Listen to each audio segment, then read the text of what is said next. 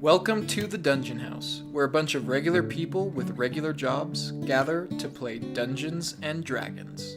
We aren't professionals, so if you hear food ASMR or a baby in the back, just understand it's normal. This show is recommended for those 13 and up. The music you'll hear is brought to you by William Heaton and various other artists. We're glad that you're here to share in the fun and laughter, as well as the challenges along the way. So come on into our home, take a seat on the couch, and enjoy the Dungeon House. There's washing a child. Ew. He didn't say he wasn't coming. I just know that he usually has work and stuff, so he might just be joining in a little later. You ready for this, Kyle? Yeah, Ready? what am I ready for? Ready? Yeah, I'm ready. Oh, wait.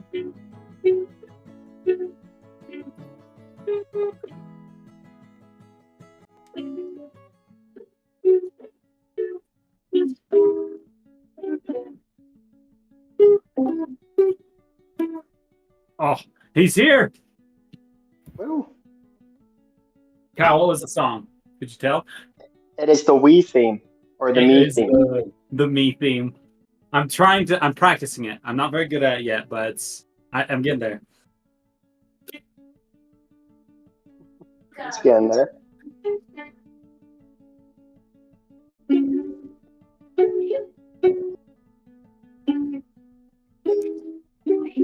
Anyways, I'm working on it. It's a work in progress. Faith has a question for you, Kyle. Now, right before we start off our episode, now that we're on the air, I think this is the perfect time to talk about it. Okay. What is your opinion of the new Star Wars show, Ahsoka, thus far? Ooh, okay, so context, this is coming from someone that has watched Clone Wars, has watched Rebels, has read all the Thrawn books. Like, I am a massive, I'm a fan of this, right? Yeah. And so I really enjoy the Ahsoka series. I'm not saying it's perfect, but I've really enjoyed it so far. Mm-hmm. Yep. For Faith and I've watched Clone Wars, but I didn't really get into Rebels. And I'm not as versed in who Thrawn is. I've really, really enjoyed it. I've had a lot of fun with the series. Yeah, it's fun. It's especially just I thought so the actress that plays Ahsoka, I didn't know how she was going to do because I'm a huge Ashley Eccleston fan, but Yeah. I think she's doing an okay job. I feel like this is a mature Ahsoka. I feel like the portrayal's on the right path. And then the whole the Anakin Skywalker scene, that episode, I really liked it. That one was really cool. This last episode I thought was really cool too. Oh, to see Thrawn. I got really big chills when you see all the stormtroopers, but they're they're giving off Lost Roman Legion vibes. It was pretty awesome. Oh yeah, freaking! So Thrawn is That's a what good did question.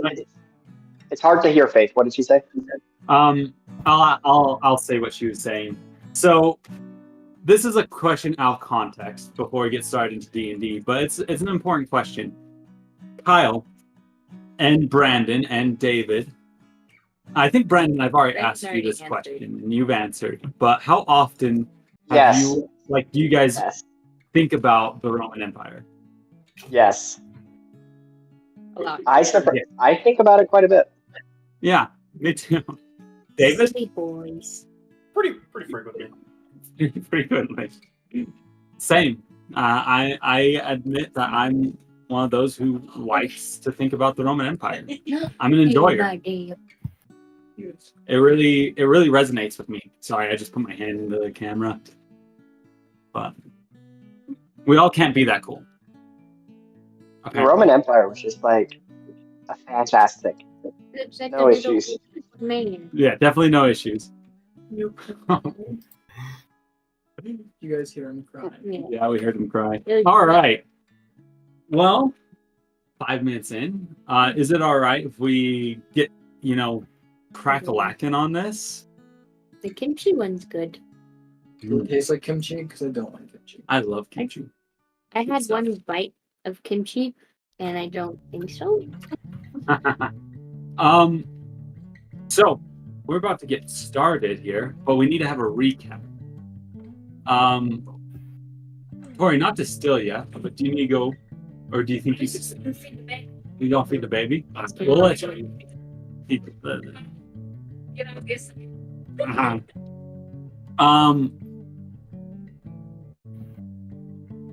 I feel like I've lost track of who's actually supposed to be doing it right now.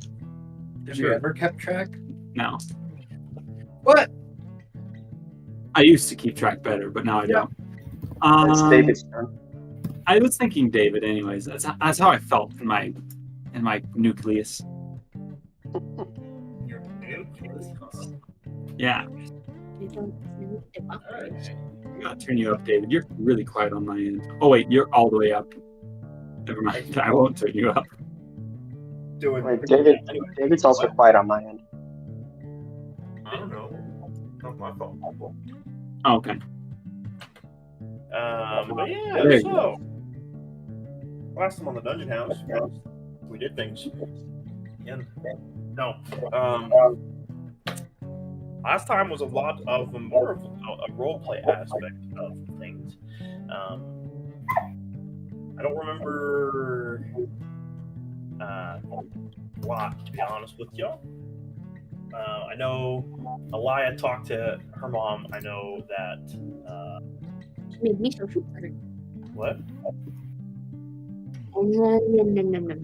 Gideon. Elia made miso soup for her. Another. Yes. Elia did make miso soup. If I remember correctly, I don't know if it was this session or last session, but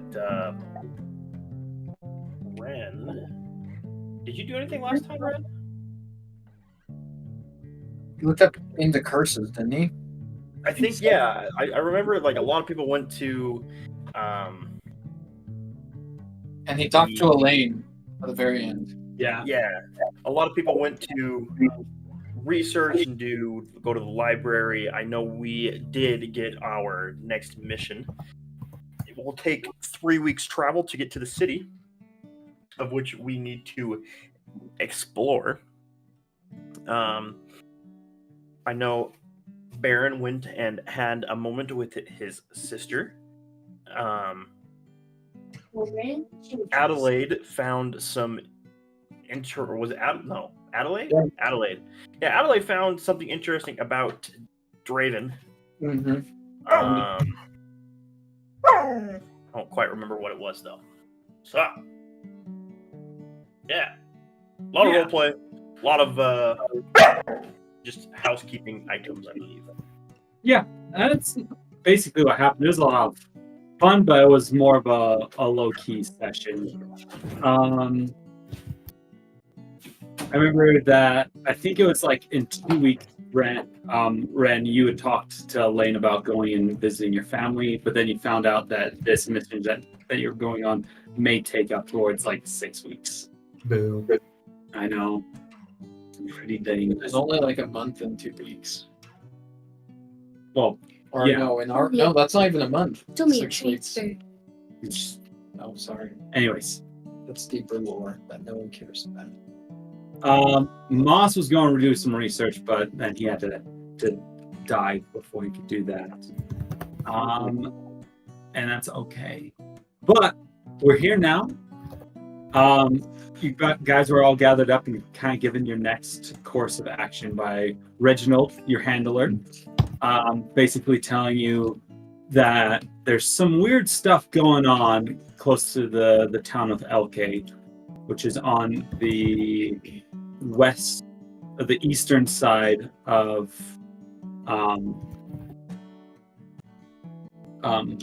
Theodore. Something about some sort of building, and people think it's some sus stuff going on. Not a lot of information has really been gleaned or clear, And so you're being sent to investigate. So, yeah. The time is now yours for doing some preparation work. If you have anything that you'd like to do, you guys can also spend your time trying to figure out as a group what would be the best route to take there. And I can answer any questions about teleporters and stuff like that. Close by, things like along those lines. That way you guys know what's going on.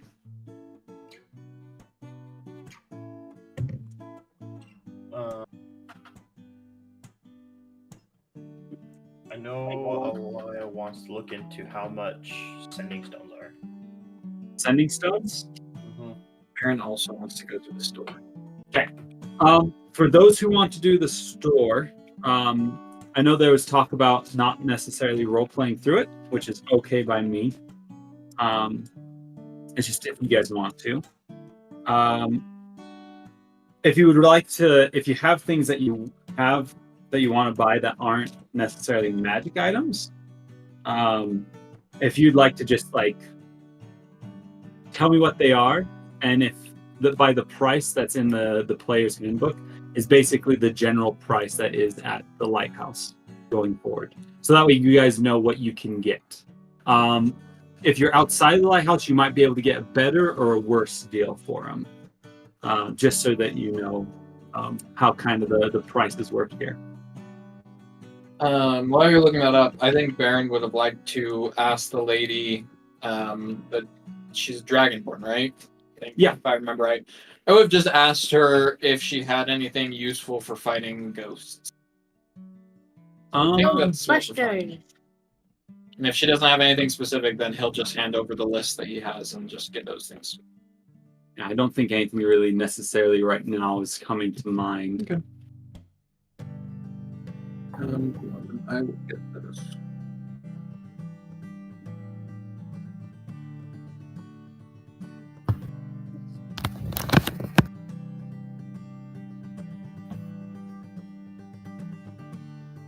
May Opal get potions? Definitely. So healing potions are 50 gold piece per. You get 2 of them? Of course.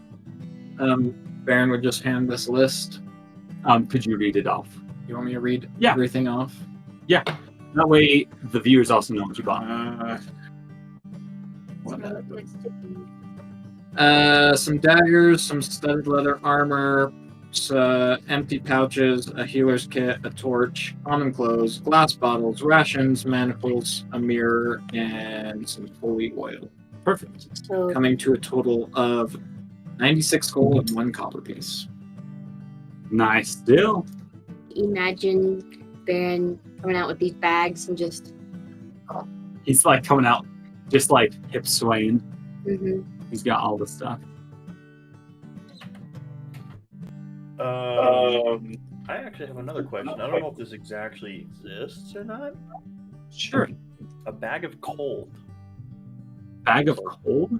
Basically, a portable refrigerator.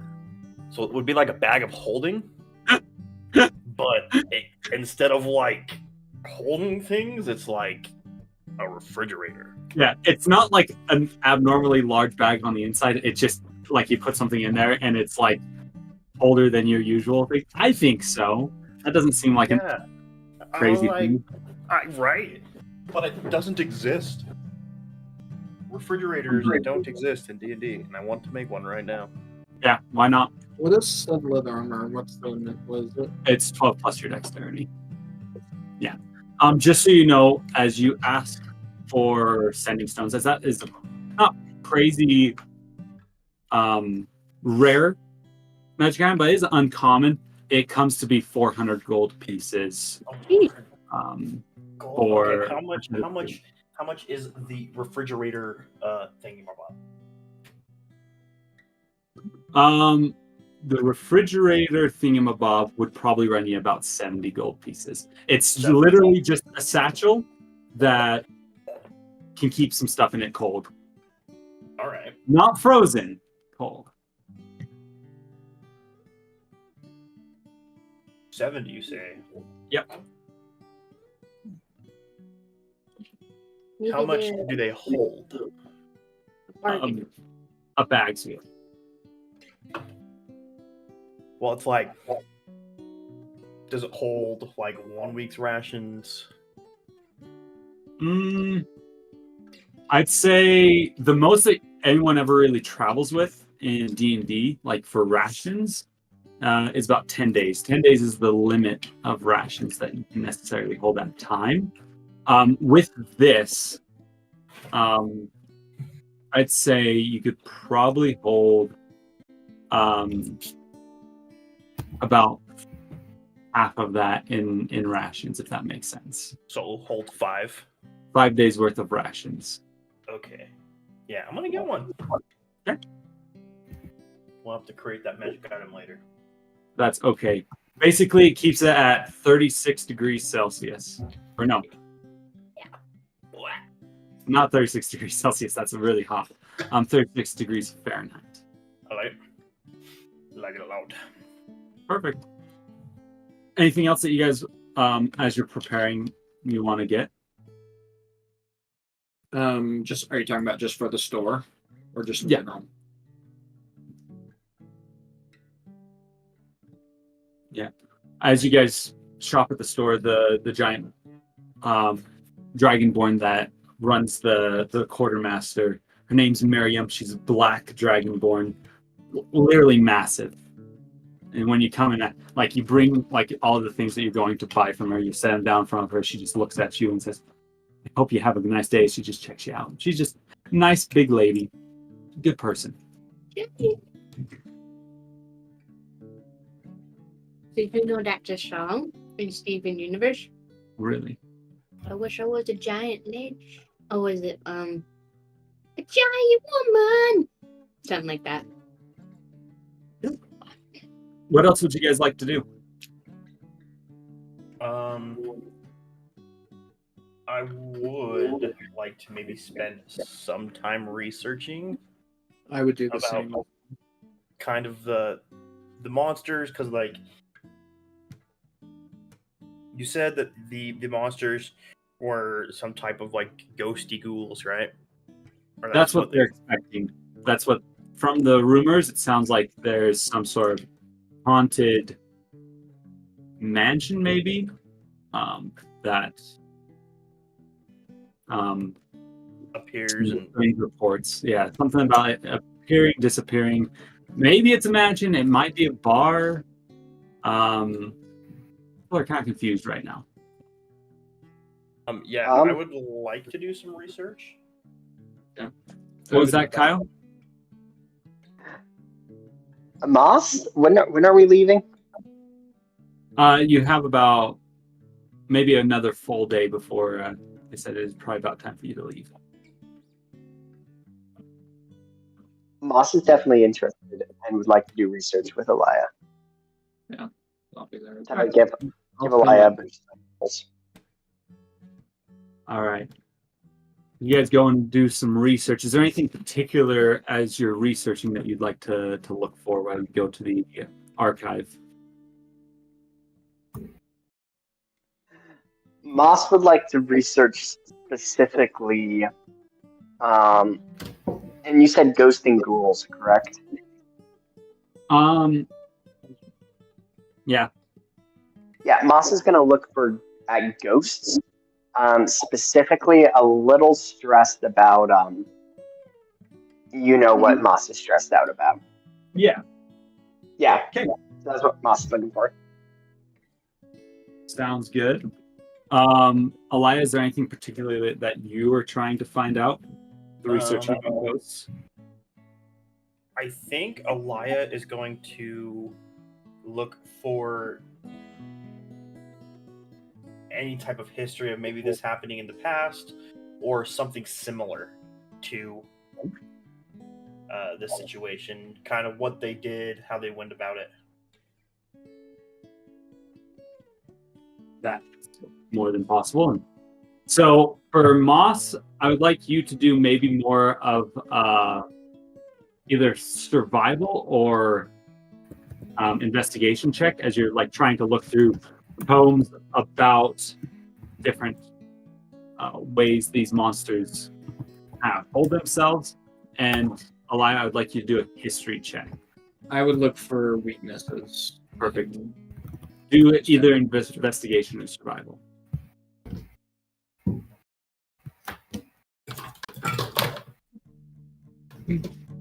Dude, I don't know. I've been on such a terrible streak. Are you ready for Moss's roll? You Yes, said survival, right? Yeah. 21. Oh my gosh. I lied. 22. 22. Hey, that's what I got. I got a 5. You got 5. I got Okay.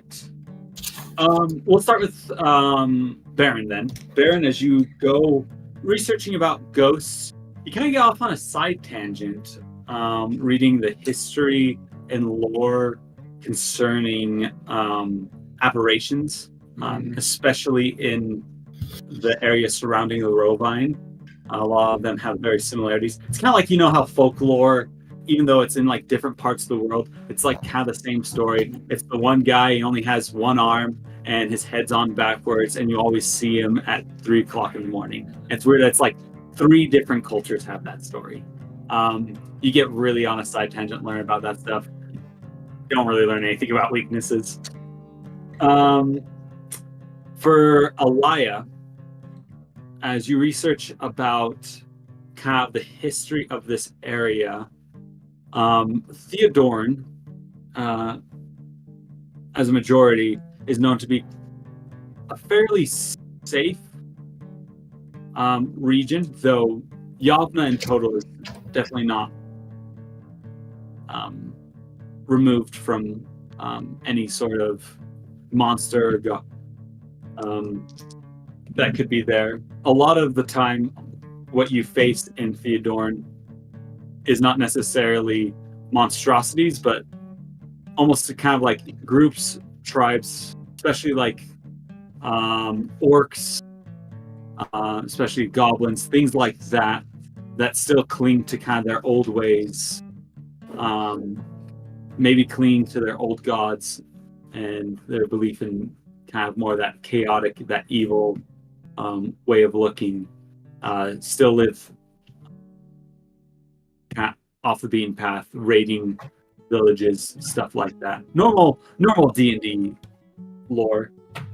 Okay. But specifically for ghosts, you don't find anything that mentions necessarily a ghost like infested area anywhere close to Elkay. Nothing from Vigil records comes up from what you can tell. So either this is a new case or something else, but you are fairly confident you aren't able to find anything. As for Moss, you are doing more of a check to see how these creatures worked, as well as your specific thing, correct? Correct. As you know, ghosts are beings whose spirit and body have separated, but for some reason, their spirit has not left this plane. It's more usual that when someone dies, their spirit leaves the plane and goes either to an upper or lower plane, depending on what connection they had mostly made during their life. Usually the good go to the good planes, evil go to the evil planes. Pretty simple. However, usually what makes a ghost stay is because there's some sort of undone work that needs to be done. And once that is fixed, or once that is overcome, from what you learn, it looks like that is when their spirit departs the world and their control over the prime material plane leaves. As maybe it's a way to reverse anything that they've done. Maybe not, but their power is no longer there. So if someone, say, is under the control of a ghost and the ghost leaves the plane, it is able to fall, break the control of it because it's no longer there. for your thing in specific, it's not confirmed that that's how it works. As that's more of a natural cause and effect rather than some sort of magic-based thing. Okay. So that's what you gain.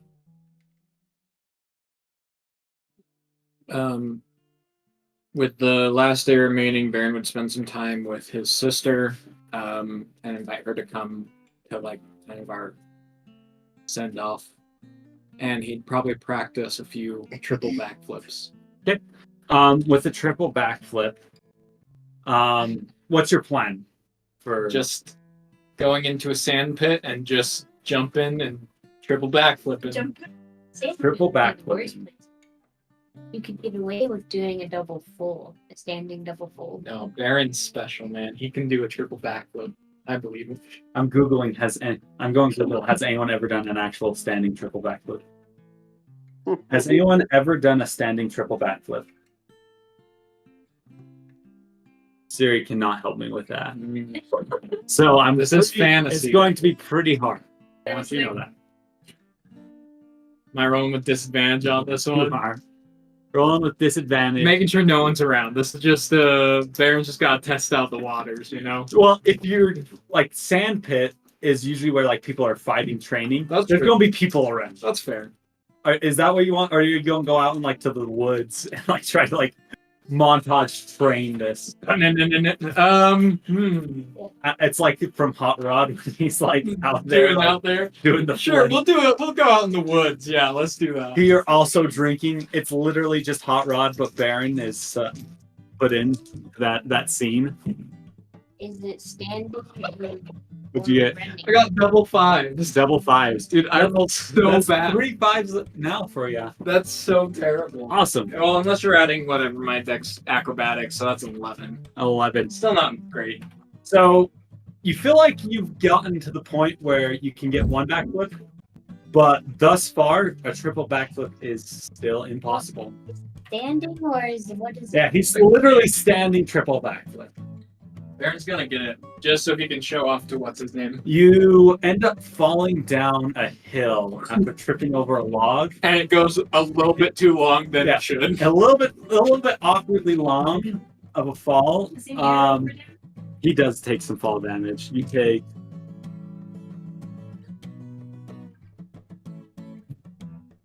14 fall damage as you tumble down this hill. And it's pretty far fall. But other than that, you're okay. But you do decide maybe next time you'll need a one big jump to do it. We'll see. Big jump. That's so funny. So, how are we getting to Elkay? What do you guys think?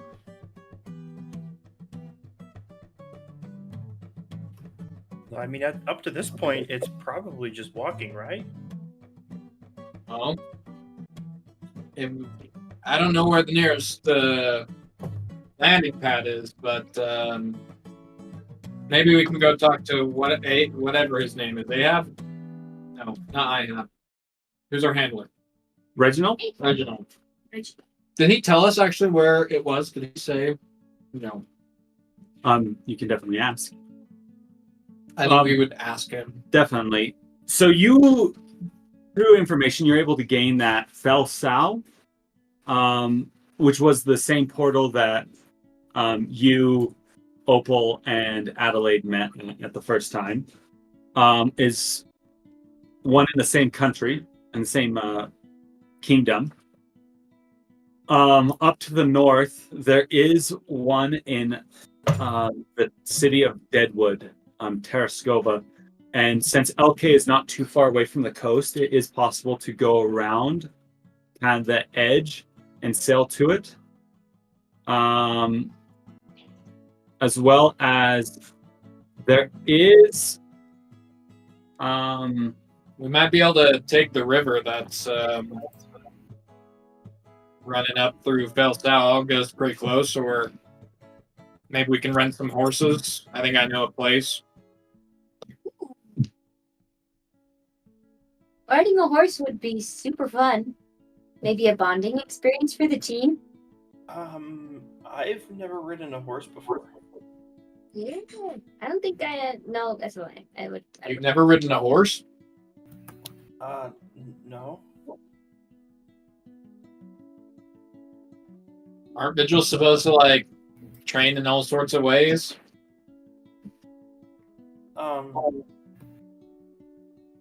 I guess, yeah. But I was never really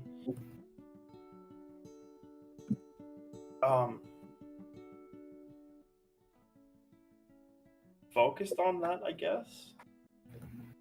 Alaya, I think this is essential. We're going to ride horses. Anyone opposed? I don't know if you guys heard Faith, but she went. Ren, do they have horses where you're at? I mean, you're on the sea, aren't you? I've seen a horse, but At least we're talking no, about sea. we don't raise our own horses. So you've never ridden a horse either, then? That is correct. Okay, at least I'm not alone. Bonding experience. Pinky, have you ever ridden a horse? They're quite big. Pinky has flown away right now. He's actually not just like she was there. You look over, she's like gone. You would assume though she probably hasn't, as she doesn't need a ride necessarily. She just like lands on. Yeah. If she's more of like a passenger rather than the one controlling the animal. What about you, Moss? Have you ever ridden a horse? No, it's hard to ride a horse when you're so short. What about pony? Those are your size. Shut up, Baron. I'm just asking. I'm telling you. I've never ridden a pony. The only thing I've ever ridden is my good friend Philip. The goat. That's what I named him, right? Yeah, he's Philip. I would like to ride Philip. No, you did not eat Philip. I said ride, not eat. Well, that's always an option. We'd have to travel to Fel-nor, though. It's a little... I guess it's kind of on the way. But we'd also have to pay for them. I don't know how expensive they'd be. You'd probably have to... I don't know. Probably have to put some down payment on it, just in case we don't make it back with the horses. I don't know. If we're going to Fel-nor, Chase, would Adelaide know good horses? Does her family have horses? Hookups for horses? You definitely have hookups in Fel-nor with your family. As you know, one of your father's prized hobbies, I should say, is like horses, horsemanship. Equestrian sports. He loves seeing them jump. He loves seeing them go around a track. He loves gambling with them. No, He's going to the Kentucky Derby. The Fel-nor Derby. The Westchester Derby, that's it. Yeah. Yeah. What really came... It's like right here for the West- show. Yep. That's Westchester. Chester Derby. Yeah, your father, when he was in the military, he was actually in the cavalry, and so that's where he gained his love for horses. If no one is opposed, I could perhaps get a hold of my father and see if I could get us some horses. Yeah. Now, are these like those fancy horses that just kind of trot and look pretty? To be honest, I don't think that our father would let us use the pretty horse. So, gallivanting and seeing the world. Good. I don't think they'd make it on a journey this far. I didn't think that you'd make it on a journey this far. I'm very surprised and impressed. Okay, I got a lot of stuff underneath this. Did you just touch his tummy? Did you just touch your tummy? Yeah. I got a lot of stuff underneath this. It's his nucleus. Yes. I'm so sorry. I'm gonna get Roman, and then I'm gonna. You're good. Right, pussy old man. Oh, what was last week? Oh my heck. Old man Adelaide. What's Adelaide's last name? Adelaide. Adelaide. Brightor. Yeah, Brightor. Right. Is it Brighter or Brightor? Brighter. Hey, Mr. Brightor. I recall that guy. A little bit. A little intimidating. Big guy. Would you like to do a history check about him? Yeah. Like, I don't know. I think Opal would have met him. Maybe night training daycare pickup. Yeah. When your parents came and picked you up, they also picked up Adelaide, and so that like you've seen him before. See if you remember anything about. A 9. So a 9. You remember his name started with an A. You're pretty sure. Fred. He is somehow related to the king, and Bert. he was once a prominent knight, and He's the almost like cousin, nephew. Hold on, give me a second. It's not like incredibly close. Wait, do we know this or no? Have you No. have you shared that information with? Adelaide. It's right, the little thing. Well, no, you No, showed it to have me, you but you shared haven't it shared it. You've the never party? talked to anyone No, about I it. don't think that you guys know much about. Okay, that's what I was wondering. No, y'all know she loaded. That's about all you know. And you know about Pablo. That's about all you know. I mean, no, Pablo's good with goats. That's about all you know. Lifting them. Oh, okay. Goats like Philip. Yeah. There's a lot of intertwined webbing here. Azureus. Never got that. Nephew to the king's eldest cousin. Yeah. Don't want to brag, but we are related. You know who I am. I am I am the daughter of the nephew of the king's eldest cousin. Cousin. Nephew to the king's eldest cousin. You know who I am. Wait, nephew to the king's eldest Yeah, cousin. you are So the eldest. So Adelaide is the daughter of the nephew of the king's eldest cousin By marriage. by marriage, twice removed. Well, is it settled? Are we gonna get some horses, Adelaide? Are we still in?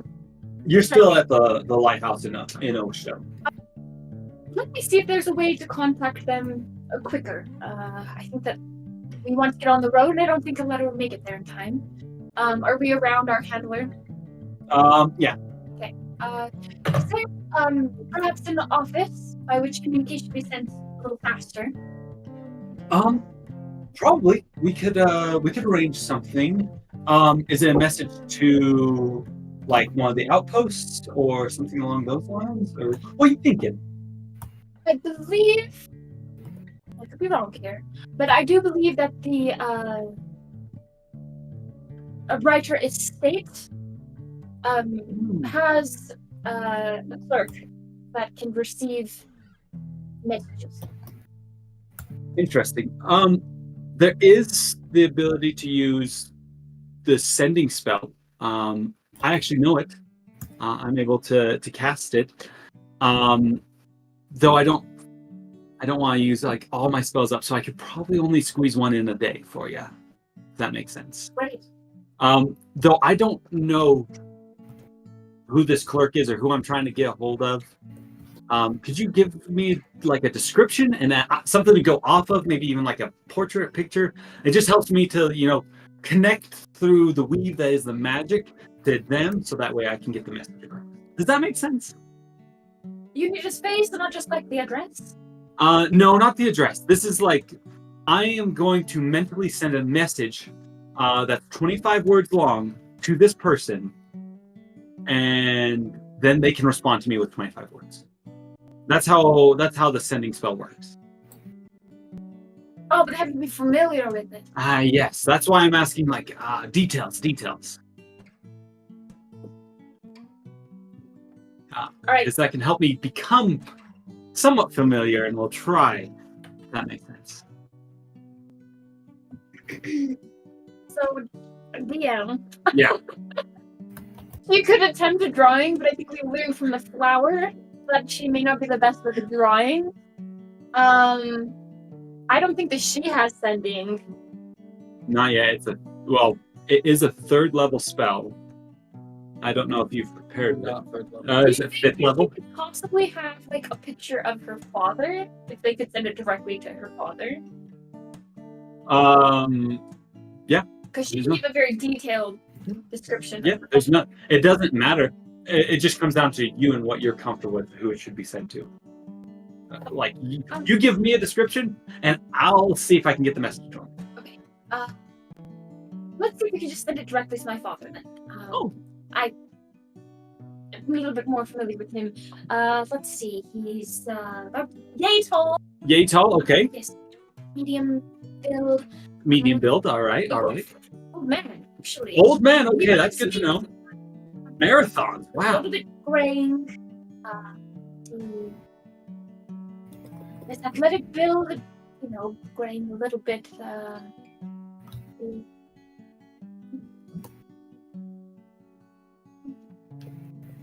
Oh, yeah. We don't get. He's got blue eyes. Blue eyes. Human. Okay. Human. Maybe a name would What? help. Yeah, I was waiting for it. You're okay. People know who he is. So this is just. See, that's the thing I don't. So, yeah. Azureus Brightor. That really rings with a lot of power. I can tell why you say a lot of people know him. In fact, he's the nephew to the king's cousin. Wow. A prominent knight in the former military. Now he's a nobleman regulating the life of climate laws in the wealthy trade district of Fel-nor. I'm reading this directly I from imagine the that we're all backstory. like around, right? We're all just here because we're all talking. Yeah, you're all here. Yeah, I've just been like, oh yeah, oh, yep, Azureus, yep, me. Oh, All right. Azureus Brightor, the nephew to the king's eldest cousin, once a prominent knight in the former military, is now a nobleman regulating the land's employment laws in the wealthy trade district of Fel-nor. Did I get it? Yes. Wow, did I miss anything? Oh yeah, got yay build, yay tall, medium build, runs marathons, graying, yeah, old, But not too old. but not too old. He's Okay, great for his age. all right, let's try. Okay, now tell me what I need to say. Give 20 words of lesson. 20. 12 words. 25. He can't go back. This This is Adelaide. Adelaide. Need Need horses Horses and want and to want visit. to visit. That's not what I would say. I think it's all there. He's like, how? 3, 4, 5. Wait. 1, 2. He did say how, by the way. 5, 6. I have 7 house. That's a lot. Okay. I already said house. House. 7 of us to sound. 7 of us found. Still have 5, 6, 6. 1. 11. Nice. Okay. If not, If not, what do you recommend? recommend?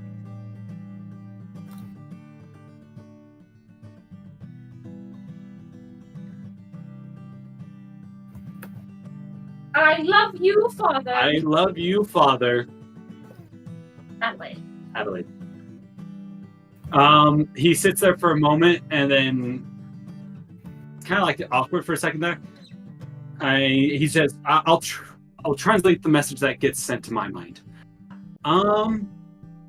Adelaide, your voice has changed so much. What has happened in the 3 months that you have been gone? Surely it would be so nice to see. And it's done. Yeah. And that's as much as he can. We head there and see what else he has to say. The old man. Folks. Yeah. Oh, that means I have to see my folks. Oh, okay. I mean, Or you don't be- yeah. Oh, yeah. Yeah, that's like the problem whenever you like visit Fel-nor to go see Adelaide's family, you have to go and see Opal's family too, and it's just like, conflict of interest. You know, who are you spending Christmas with? Like, who you're going to go to? I don't know. Hard things, challenges. Anyways, as you guys have figured out a plan, contacted Azureus Brightor, the father of Adilaide, and really prepared yourselves. Any last things that you'd like to do before you leave? Did my dad ever send me the catalog? It has not arrived yet.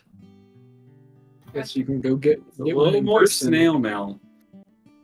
It's gonna be a little awkward when you get there and his letter is like left already, but you haven't gotten it yet, and so it'll be like, "Have you got my letter yet?"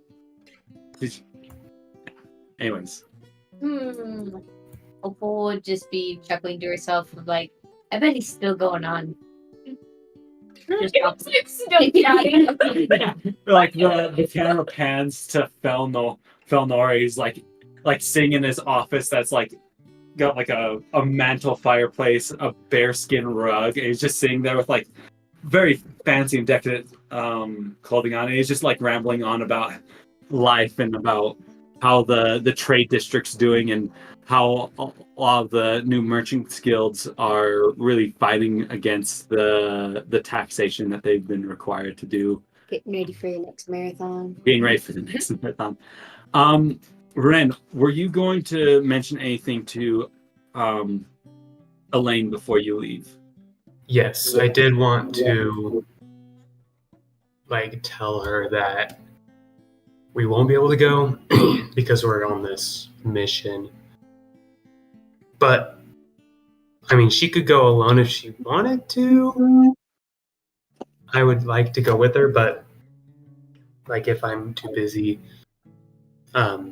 maybe if she goes alone, she'll send a little, I'll write a letter to send with her. Yeah. So that, I'm there in spirit. But I would want to maybe find another time we could go if possible. Yeah, she says that it'd probably be better to wait until you're there, just so that way, with you, if she goes there alone, it's going to be probably not as productive, just because she won't understand the culture, the kind of what's going on. With you being able to help her, she can probably help you a lot better. Mm-hmm. So she just says no worries. Just maybe if you have the ability to send a message, maybe before you're a week out from returning, that would be best. Okay. Yeah, I will do that. Okay. Okay. Well, if there's nothing else that you guys would like to do in preparation, I actually have another question. Perfect. What is the climate where we're going? Yeah, that's a good question. Adelaide, you would know, as Ren brings up this question, and so would you, Opal, and even Baron, you would know that Theodorn is known for kind of rolling hills, grasslands with different kind of smaller copse of trees placed around. The way it kind of is laid out is the rivers have kind of eroded down large canyons into the stone in the surrounding areas, but up on top, there's a lot of this farmland above. So think about Grand Canyon, but instead of desert, it's limestone rocks. So it's kind of more that whitish, tannish rock, and up above is golden fields of grains, things like that, grassland. Down below, next to the waters, is wooded areas. Maybe even sometimes, if it's one of the larger rivers, like the Fel-nor River that runs between Fel-nor and even up towards the northern lands. It being quite large, there's even some swampy areas down in some of those canyons. Okay, so I'm assuming relatively warm. Yeah, relatively warm, especially in this climate right now is it's getting to be late spring. It's not like Havelock being up high in the mountains. Mhm. It's known for its temperate weather and good growing season. Okay, cool. Wanted to say something. Give me just a moment while I stall. Were you gonna say something? I was. Sorry.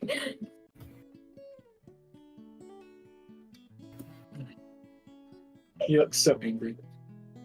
Hey, Elise, we're gonna be gone for probably a little bit over a month. Oh no, yeah, it'll be about a month. Oh, really? Um, Where are you going? We're going to Elkay, so Okay. So that means you're going back to Theodore? Not today. yeah. Not after that week. Does that mean that you're going to be able to go stop by You look Our old friend? okay. All right. I haven't really mentioned anything to the rest of the group, but probably on the way back. Oh, really? Well, I think it'd be awesome to be able to maybe mention how we're doing, you know? Yeah. Sorry, I'm looking up his name. Well, I got it right here. You want me to tell you it? Durgan? Yeah, if you're able to stop by Durgan, just tell him that I miss him. Tell him that his, stew was really good, and yeah, miss him. Yeah. All right. We'll see if I can get it out there. But Okay. I know Meryl's probably a little bit out of your way. It's the wrong direction, but you have free reign for the apartment. Well, within probably my bedroom. I don't know how the others would take it, but okay. you'll be alone there for a while if you want to just crash and read some books or whatever. Okay. So, If I need to find a place to not be bothered, I might start using your bedroom if that's okay. that's fine. Awesome. Also, when we are in town, best not to talk to the halfling, to the gnome. The one that followed, isn't his name Moss? Yeah, I think it's best you stay away from him. Okay. Why's that? He's just weird. Same with Ren, actually. Ren has some weird ideas. You can talk to him, just maybe take his ideas with a grain of salt. Oh. Do you like your companions? They're fine. Okay, well, just make sure that you're making friends out there too. This isn't about making friends. It's about doing the job. I disagree, but that's okay. Well, I better catch up with the others. I think we're about to leave. All right. Take care. I love you. Love you too. Yes, you got to say it. Well, after you leave your sister, with nothing else, the morning comes for you all to depart to Fel-nor. As you guys gather together. I think Pinky and I would have met and created a traveling song. Oh yeah. Yeah. Give me your best lyrics. Well, the best song would be copyright. Yeah. Yeah. I'm on my way. Misery. Nice to be. Uh-huh. Uh-huh. Uh-huh. But then D&D version. I'm on my way to south in the misery. What? I don't know.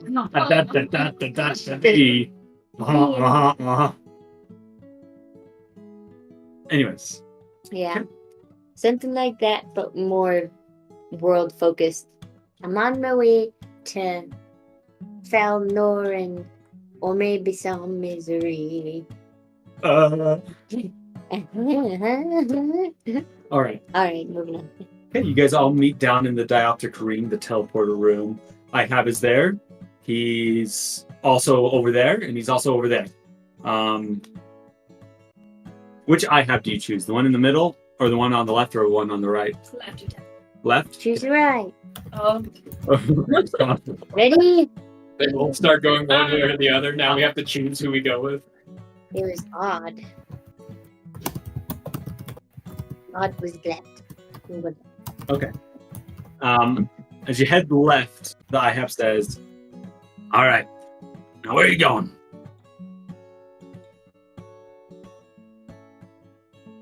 Go south. Also, Okay. Outside. That was a little bit delayed, guys. They just scared me. Just select, trying to select the. Yeah, like it's like the drop down. Cancel.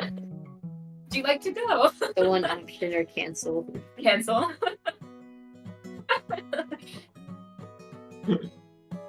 Like the little bounce. Been to the Cloud District often. Who am I kidding? Thanks.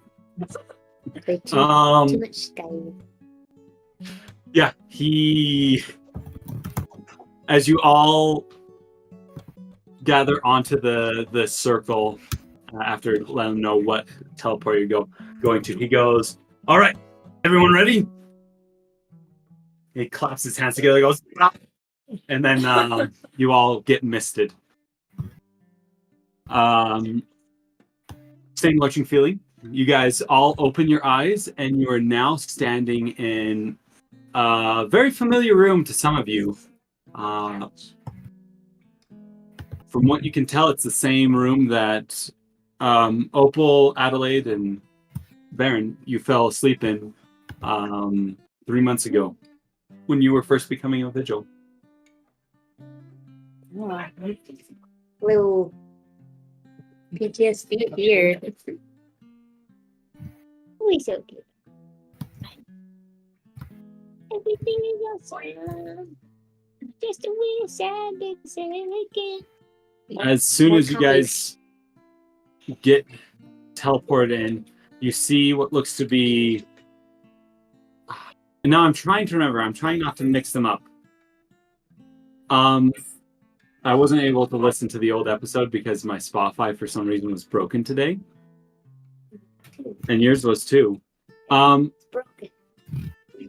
Do you guys remember if you guys met with a dwarven man, or was it a normal man? Oh, I have. Oh, you do. Wait. From back in the. From the first episode, do you remember who you like? What the guy was that you guys ran into when you first got to Fel-nor, the outpost? Was there little boys too? There was a couple of kids. Was one of them related to the one we talked to? That stranger takes Nigel.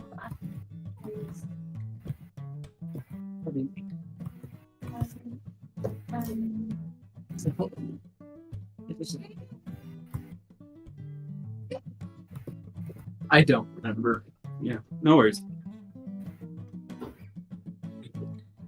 I used to do with my notes is I would just like delete the same like Google Doc and then just add new information on it. So I lost like my notes from the first like 2-3 sessions, which is very sad. I've thus learned not to do that. Could it perhaps be? Do you have the name? I think Mordecai was right. Sounds I right. think that he's a dwarf. But then there was like a regular girl run around. That turned out to be Baron's sister. Hey, Yep. yeah. That's how she was familiar to you. She was the same girl that was at the place. Yeah. All right. So, as you guys teleport in, you see a dwarven man poke his head into the area. You recognize him as Mordecai, the purveyor of this vigil outpost. Mordecai looks in and goes, "Oh, you guys are here."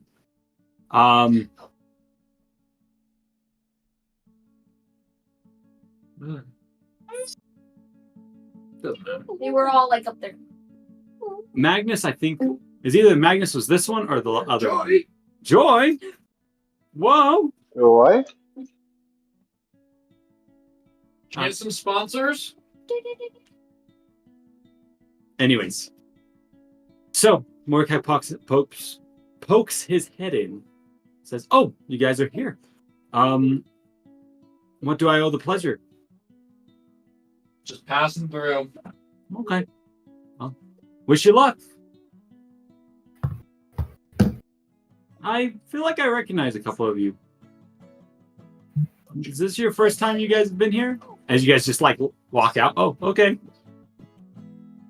I'm just gonna keep going. Adelaide, Elia will turn back and be like, "It was nice to meet you." We'll see you around. I hope you are safe.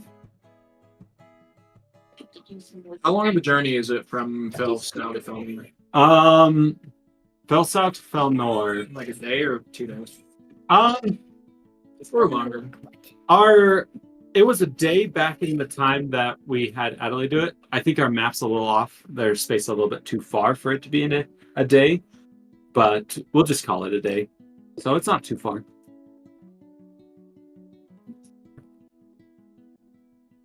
And is it early in the morning? Yeah, it's still actually here. It would be more closer to midday, just with the time change. Well, we better get a move on. If we want to get about halfway, we need before nightfall. We need to get going. all right then. Power walk. Adelaide's gonna like. I don't know how to like describe that. She's gonna start power walking. I think that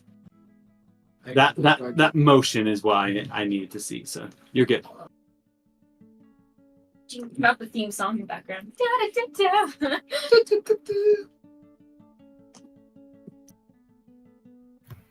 They get going.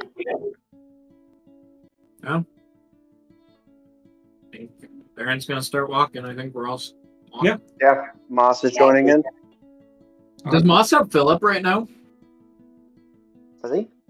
Did Philip come with us? I hope so. Yes. Yeah, that's fine. So everyone's here. As you guys start to walk, the city of Fel-nor you find to be quite nice city. It's known for its art, its culture. As you continue, though, through the city and outside, eventually, a couple of hours later, you're into the countryside, passing farms and estates, small copse of trees, and eventually, the road leads close by the Fel-nor River. As you look over kind of that edge of the canyon here, the canyon's not too deep in this location, but the river is very wide. Think about almost a river, probably half a mile wide across, cutting its path through the landscape. You see what looks to be a lot of fishing boats and fishing vessels settled out there in the what's becoming the dusk hours of the day. Up here at the top of the road, you can see what looks to be just fields of grain for miles and miles and miles. You can almost hear what sounds to be the call of warbles not too far away. What is there something? Probably, or maybe a little bit like something along those lines. It's quite peaceful. Eventually, the road dips down towards the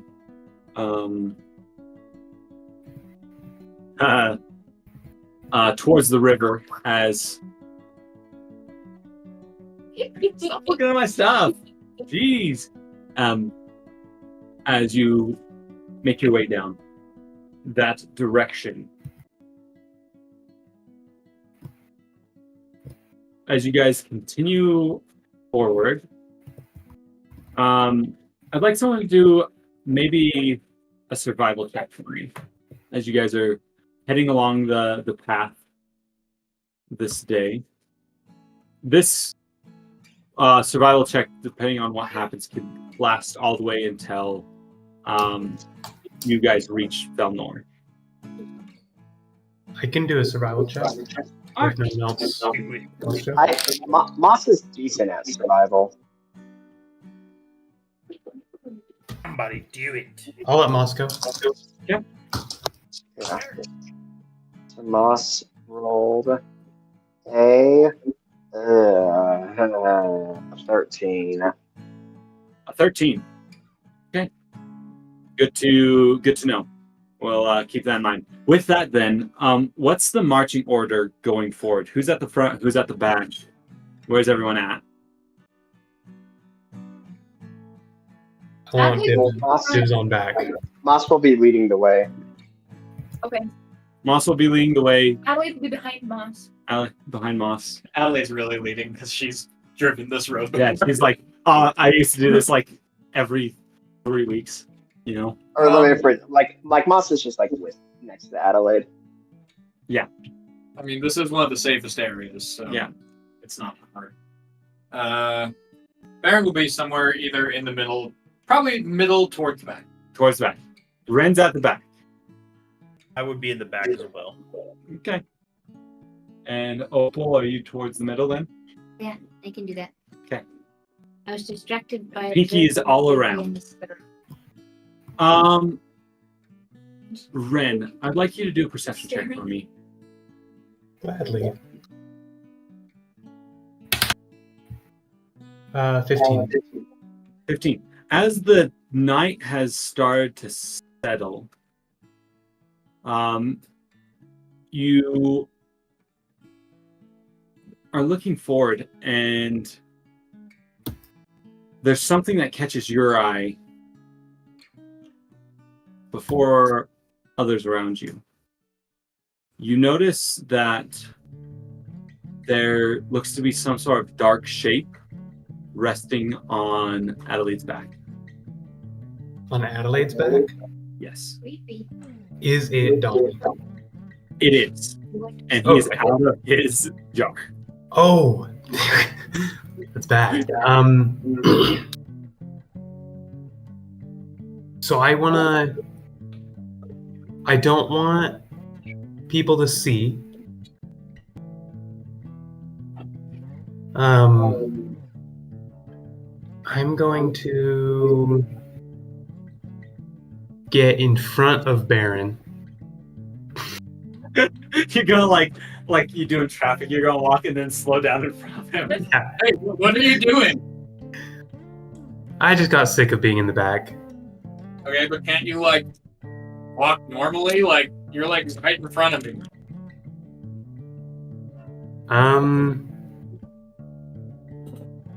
Okay. Yeah, I'll I mean, back off. You're riding my butt. You can give yourself some space.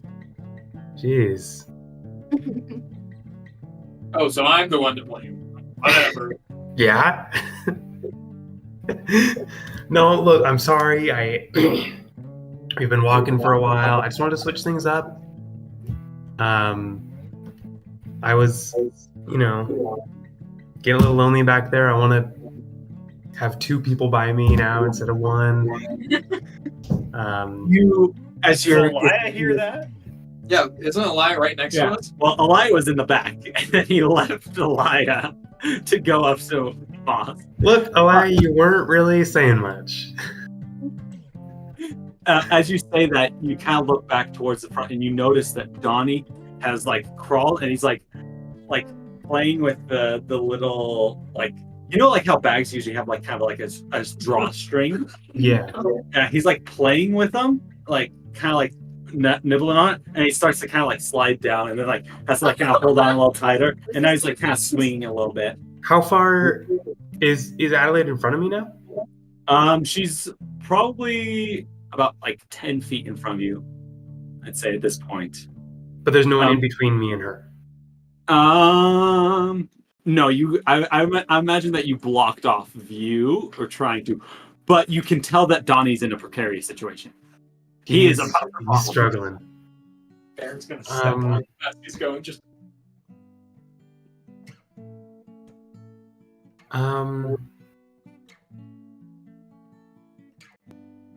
So Donnie is falling off of Adelaide's drawstring bag.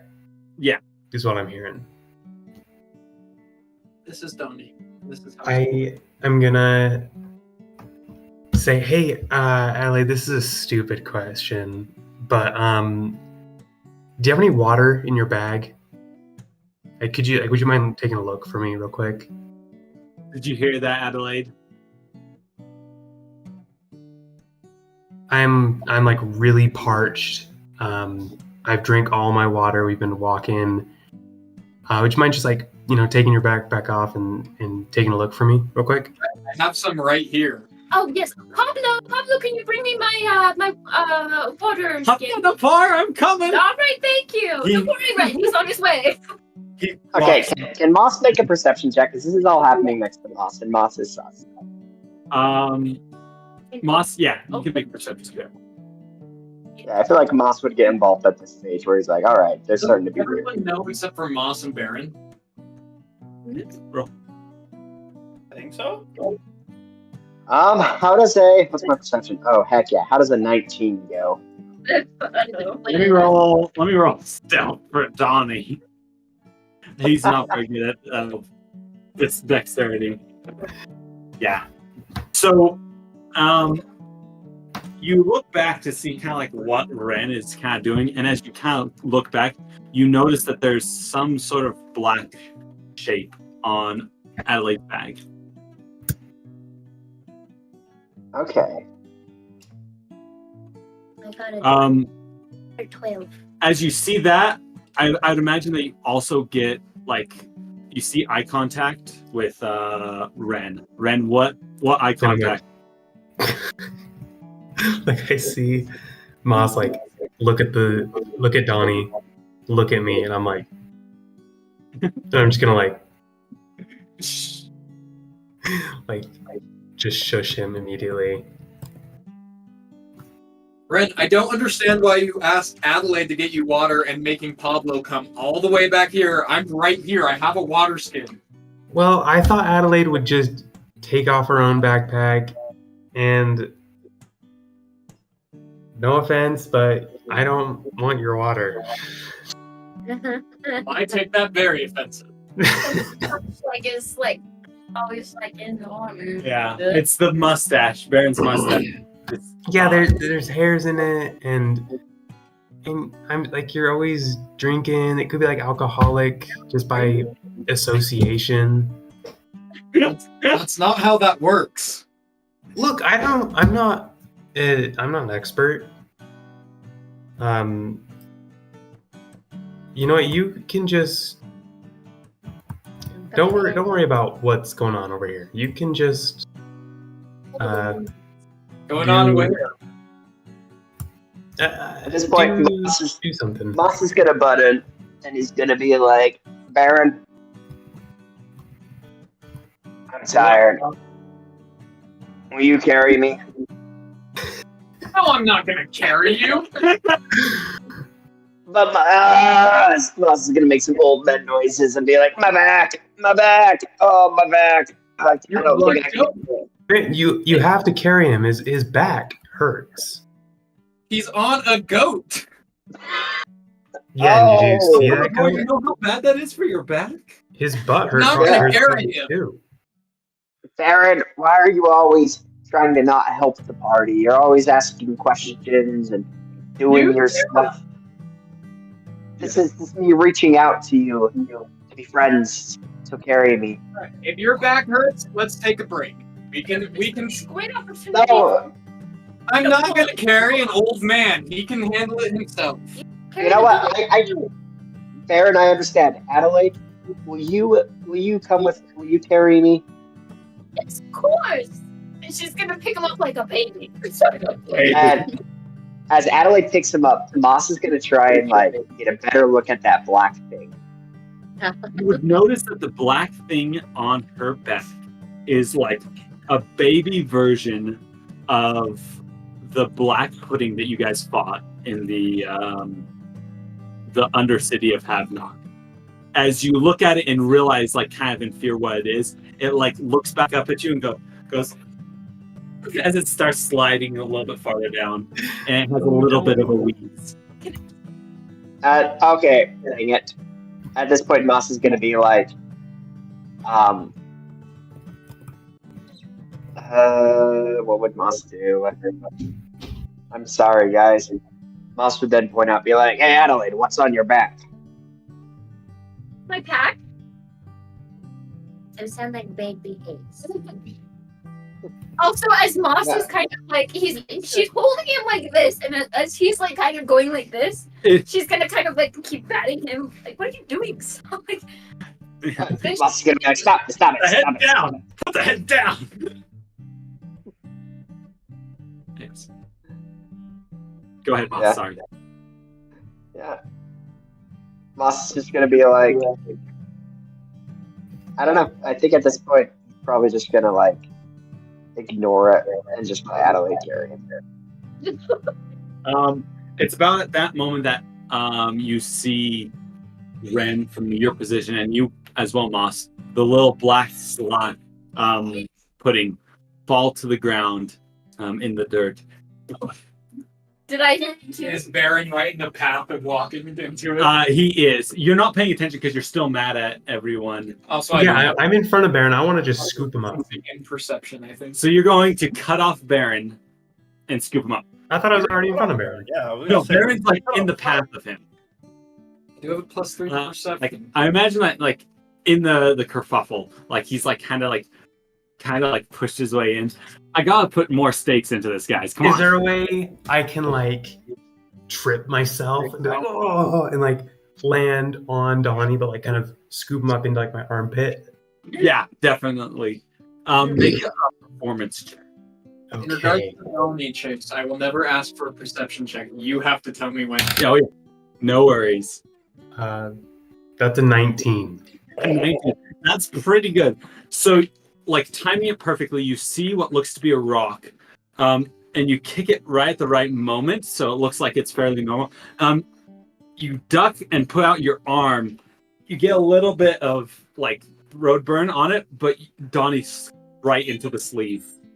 It's worth it for Donnie. You start feeling that kind of like the tingling sensation as he connects with your arm and your armpit. You're pretty sure that he is removing your armpit hair, like Nair. That's fine. It's You're doing me a favor. it's kind of uncomfy, but you're like, well, I haven't shaved anyway, so. Yeah. Do you it's actually getting pretty shave? long down there. Do you think Ren would shave? Probably not. Probably. I could see though, like as a swimmer, like less resistance, less Maybe. drag. I think Ren maybe like one day he's like, yeah, sure, whatever. Like does it. He's curious, you know. But yeah, I think this is a first for him. As you have him sitting there in the paunch of your armpit, as you kind of get up from your stumble and you stand back up. Great. No one's the wiser. It was a fairly good act of a fall, though you do have. I'll get up and I'll kind of like brush myself off and I kind of check out my road burn while I'm like holding Donnie in there. And I'm like, oh man, but I'm really like, oh, like he's like burning my skin off. I'm like, oh, that stings. Oh You need wow. some water for that? I do. Yes, I'll take your water, Baron. I'll do that. Adelaide's Fine. just gonna be like, grief, do you need me to carry all of you? And then she's just gonna keep walking. we might as well just make camp for tonight. Everybody is so grumpy. I'm the Yeah, brain. I think we're tired. You feel like Ren at this moment. The armpit of your shirt is starting to dissolve. No. Fall through.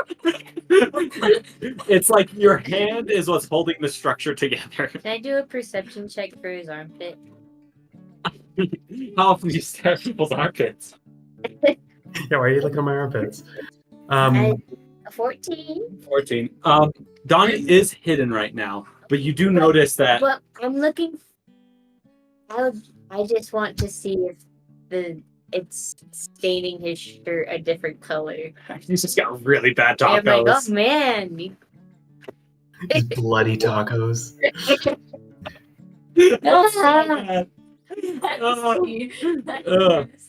Yeah.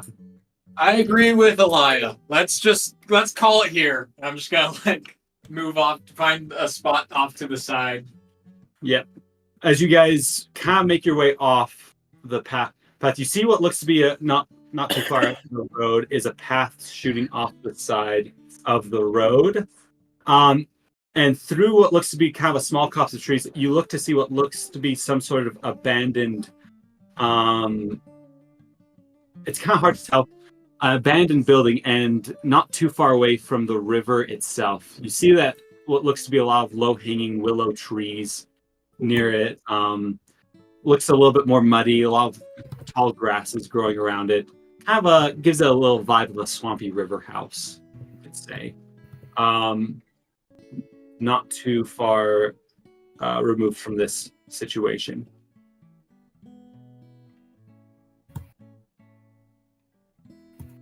Looks as good a spot as any.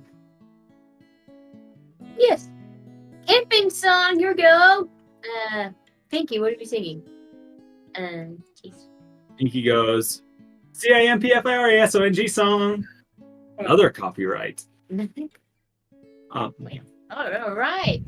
As you guys make your way down towards the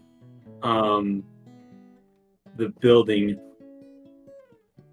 it takes you a little while, Moss, before you actually recognize it. But you hear what sounds to be the scraping of tools in the dirt, maybe a shovel or a pick, coming from around the other side of the house.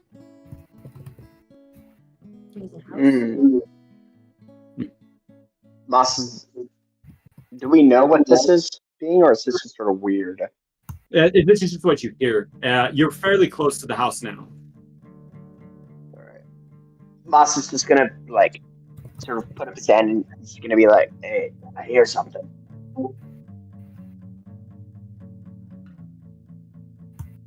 And I guess no one's gonna respond.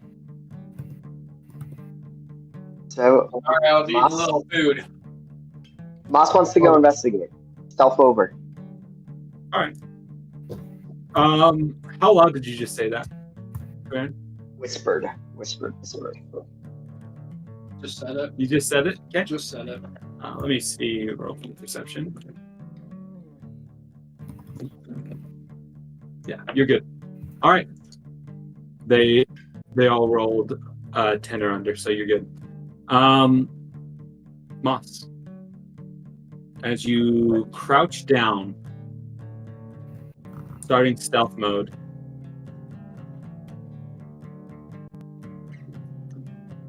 roll a stealth check for me. I rolled an 11, sadly. 11. Okay.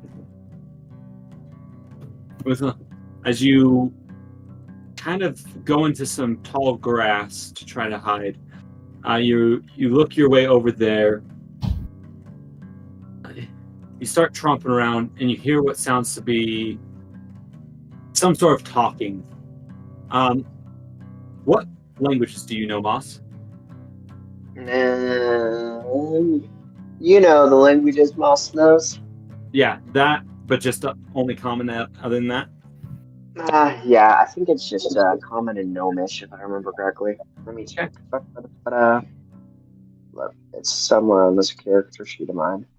Would Alaya be overhearing any of this conversation, or would she need to make a stealth check too? You're still a little bit too far away. You can hear what sounds to be the sounds of talking, but it's a little far away to make out any words, if that makes sense. Now that you're hearing Moss has stopped, you guys can actually tell that there seems to be something here. Yeah, Moss knows common and it's not clear to you what. Gnomish. It's unclear to you what the language is. Okay. Can I try and sneak up next to Moss and be like, "What are you doing?"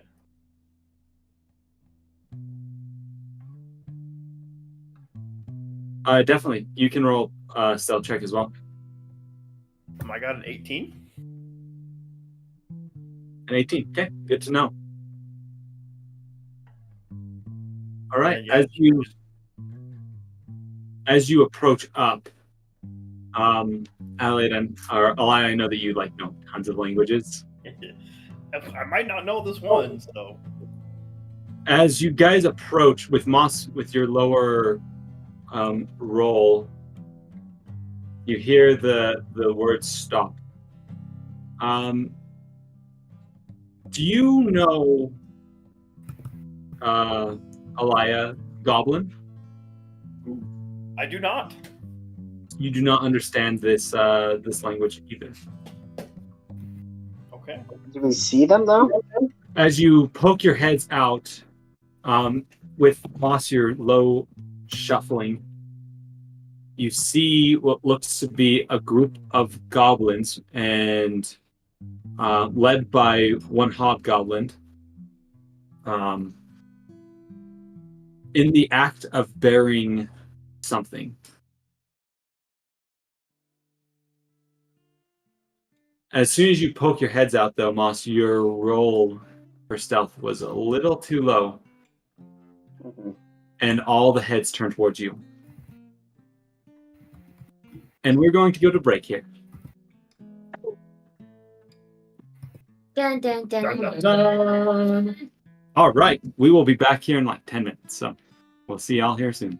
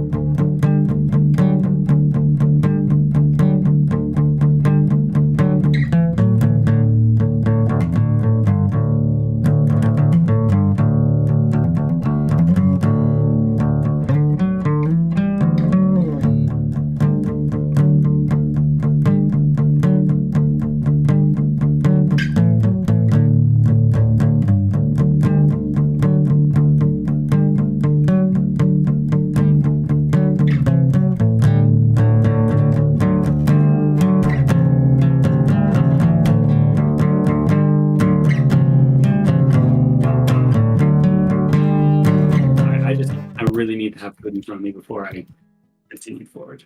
Okay, we're good. We are back. We're back. Just thank you so much. Thank you. I appreciate it. All right. So, with Moss and Alaya having been discovered by the goblins, you'll see them all turn towards you and go,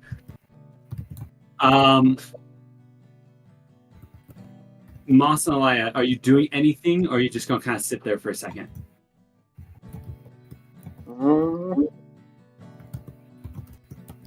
What are you doing, Moss? As you guys are kind of sitting there for a second, they're Elias not really probably gonna making. freeze. So. Yeah, you guys haven't done anything quite yet. You see the bugbear kind of approach out of, like, kind of pushing some of the goblins out of the way, and says to you, and you hear him in comments, kind of broken common. What make you sneak around here? Why here?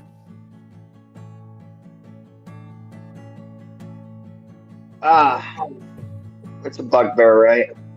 Yes. You misinterpret my sneaking. I was just trying to find a lost coin that I dropped into the bushes. Make a deception roll with disadvantage. Yeah, that was bad. Yeah, you suck. That was How really could bad. I have something. Alright, disadvantage. Oh.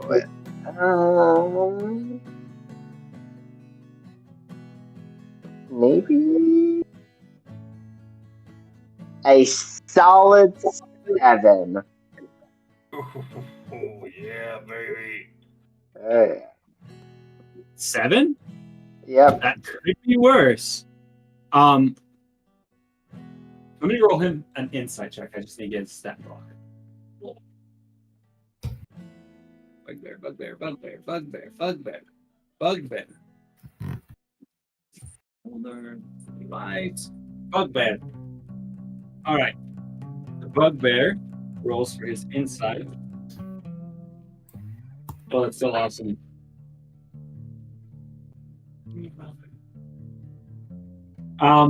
You rolled a 5.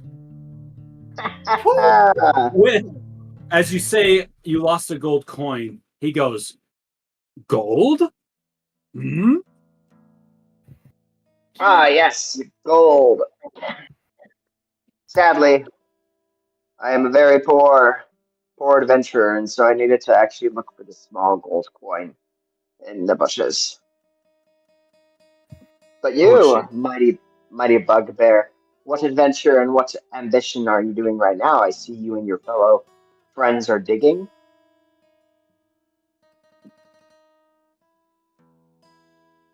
Digging? No. Not digging. Put make probably an intelligence roll. I'd give this priority roll to you, Alaya, as he says a couple of words not in common, as he doesn't really know what words to use. Just intelligence? Yes. 16? Okay. They, from what you can gather, with you and your knowledge of languages, you think, just comparing it to like other languages that you have read, you think that he said something about burying, and something about smell. You're pretty sure. Did you say smell? Yeah. Okay. They're burying something, Moss. We probably should leave him alone. And I Elias see. and Well- start like slowly back up.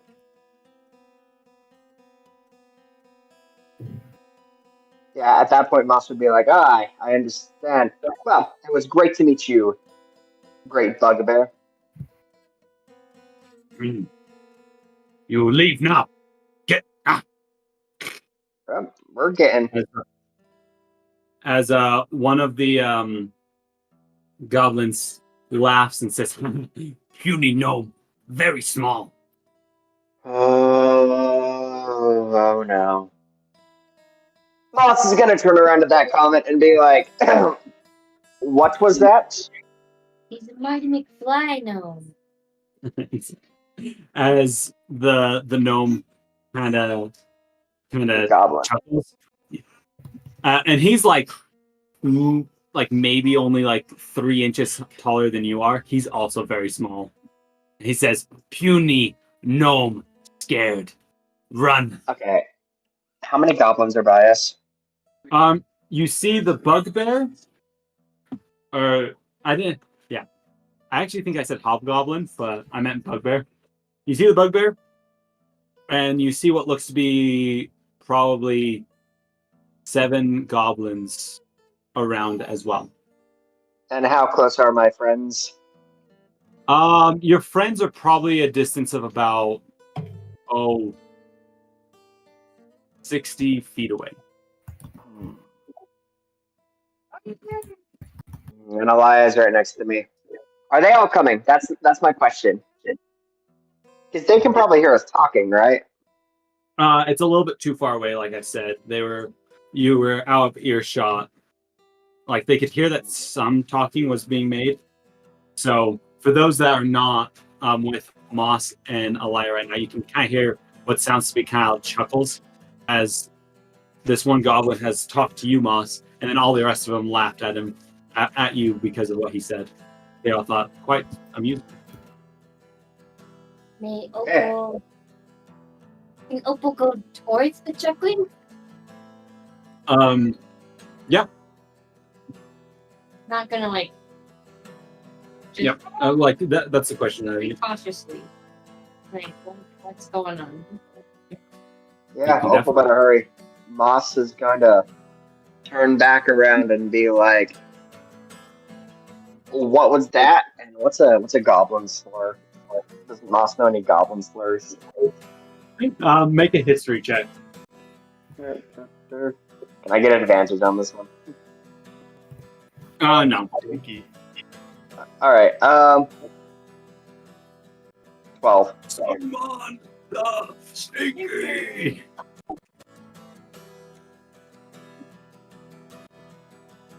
I got a 12. 12.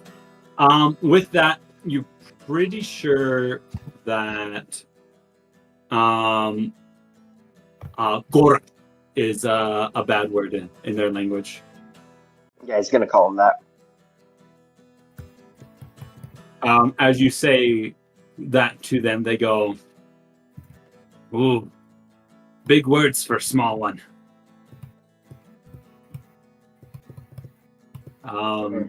As you kind of become more aggressive, a lot of them have started kind of putting their hands towards their kind of crude weapons, like almost ready to draw them if necessary.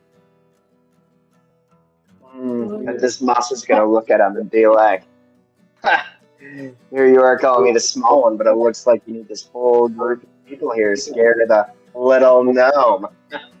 Pathetic. The bugbear will walk up close to you and say, "Not scared, getting annoyed. Leave before you know what's good." What Have your dipstick apologize and I'll be on my way. Ooh. Is Opal close enough yet?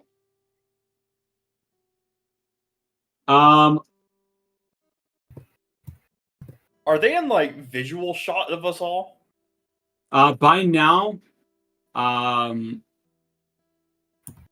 like I mentioned that they're kind of around the side of the house. They're a little bit far away for visual, but like for you, Elia, they are. Opal, you've gone and you're starting You crest around, you can see what's going on. You guys would be like, whoever could see Elia could see her body language is absolutely terrified. Can I cast Thunder Smite on a nearby rock? Thunder Smite is a melee, like it's a bonus action, but then like you make a melee attack with it. What I'm going for is just making a big thunder sound to intimidate, like I did before. I'm going to do that again. So if I need to hit a nearby rock to get the sound, I'll do that. Yeah. As you summon forth, you can kind of feel like that divine crackling energy in the form of almost was like this thunderous booming. As you slam your axe against a rock. I observe Moss and see if he goes to do anything like as I want to time it as if he's gonna like hit something, do something like that, but not hitting them yet. Basically, if he had I think what you're asking is again a little bit vague, Faith. I'm not quite sure if I'm really understanding. Well, I'm just trying to coordinate the sound of the thunder with a move that Moss will do. Maybe to intimidate, like maybe he'll hit his chest or something. I don't know. Oh. I'm watching Moss. Make him look like a powerful, Yes. I'm watching Moss to see if he does anything, and if he does, I'm gonna then do my Thunderous Smite to make the sound. Okay. That's Roll. what I need. So you're holding your action from what I'm Yes, understanding. I'm sorry. Yes, I'm holding my action. Okay. All right. As the bugbear for you, not yet because he hasn't done it. Okay. Moss, as the bugbear for you in front of you kind of comes up, he will get right up next to you, and he will go to grab you by your shirt. Moss is gonna slash at his throat. Okay, sounds good. Oh. All right, Moss, as he goes to grab you, we'll probably need to just roll initiative. Yeah, sorry, friends.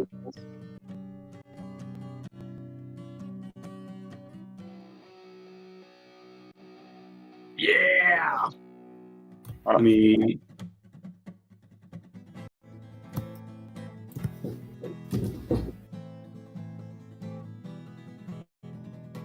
Sorry, I'm just getting up my stuff. Sorry, I didn't mean to discount that.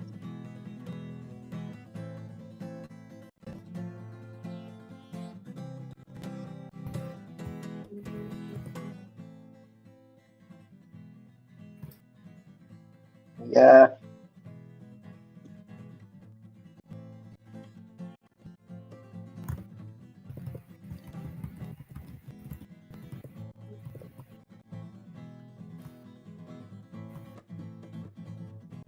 All right, let me get the link for Owlbear Rodeo up to you guys.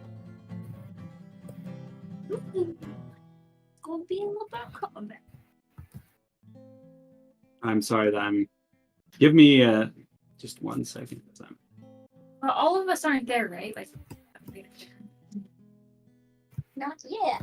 You guys are still kind of around the side of the house, not too far away. I've put you down basically where you would be in the sense of where it's at. Except you can't see yourself because it's blocked off. I love this one. That was a little bit of a wild ride.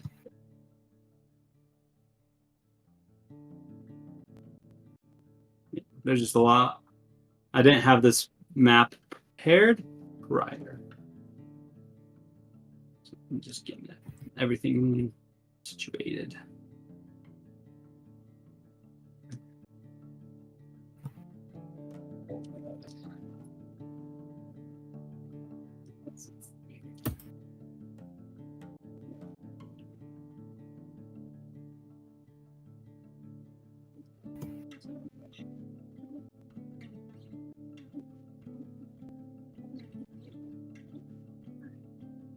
do I get? Copy link. I'm coming over. Sorry about this. It's just taking me a little bit of time to actually get into the living room for the thing. Okay, I just sent in the thing.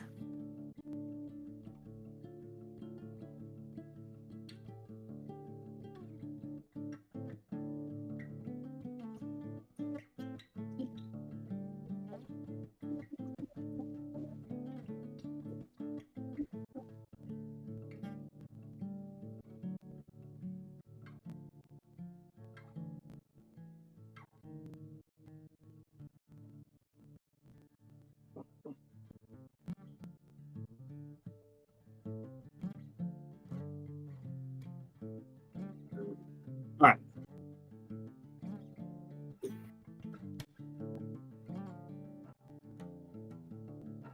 Oh, that's a lot Let of me know when you copies. get. I'm here. Yep, I'm here.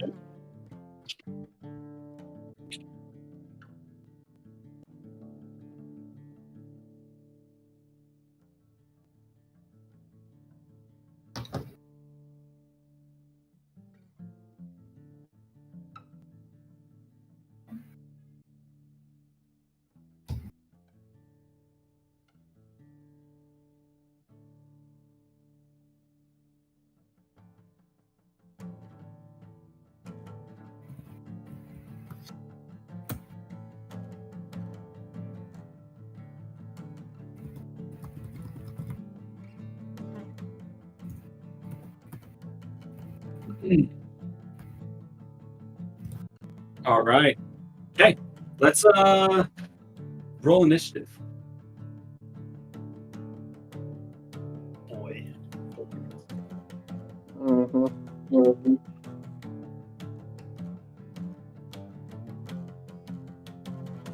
So, Even though I'm not there right now. Everyone, let's have everyone roll initiative. So, yeah, nice. Moss also rolled a nat 20. He'll have an Nice. initiative of 23. 23. It's Dex, right? It is Dex. So I think Adelaide will be behind us. I don't think you have the grandest of It's just 20. yeah. Okay, I think that's my husband.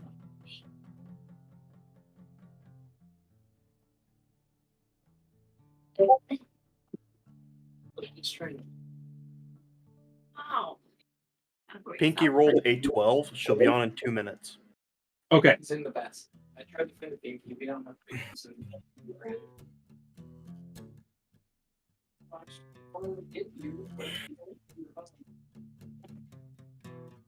Love you. Would you be willing to roll initiative? Initiative, yeah. So, babies make life a little bit harder. Where are we? We're not on the. Where I've put you on the map is where you're at.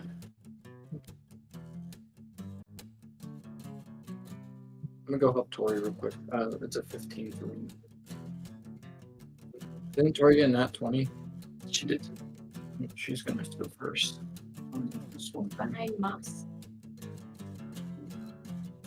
Sorry, I was just getting my characters in line. So, Moss with a 23. Next up is Adelaide with a 20. I have a 21. Ooh, Ren. I assumed Adelaide was higher than me. Sorry. I want to say, she rolled a nat 20. Does she not have any proficiency in like dexterity or? I don't think Is so. it She is a plus cleric. 0? Yeah, she has a +0, so never. I rolled an 18. An 18. Yeah. For Halaya. All right. Anything else between 20 to 15?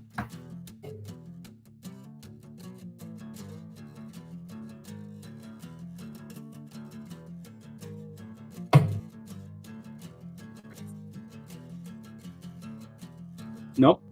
15 to 10.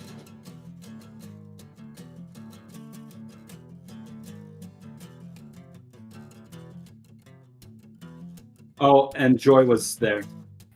Yep. So Pinky is a 12.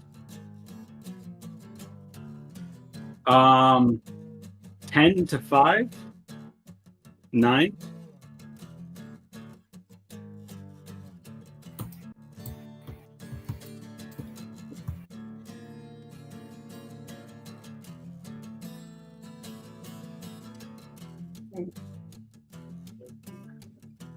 Any 5 to 10s or 5 to 0s?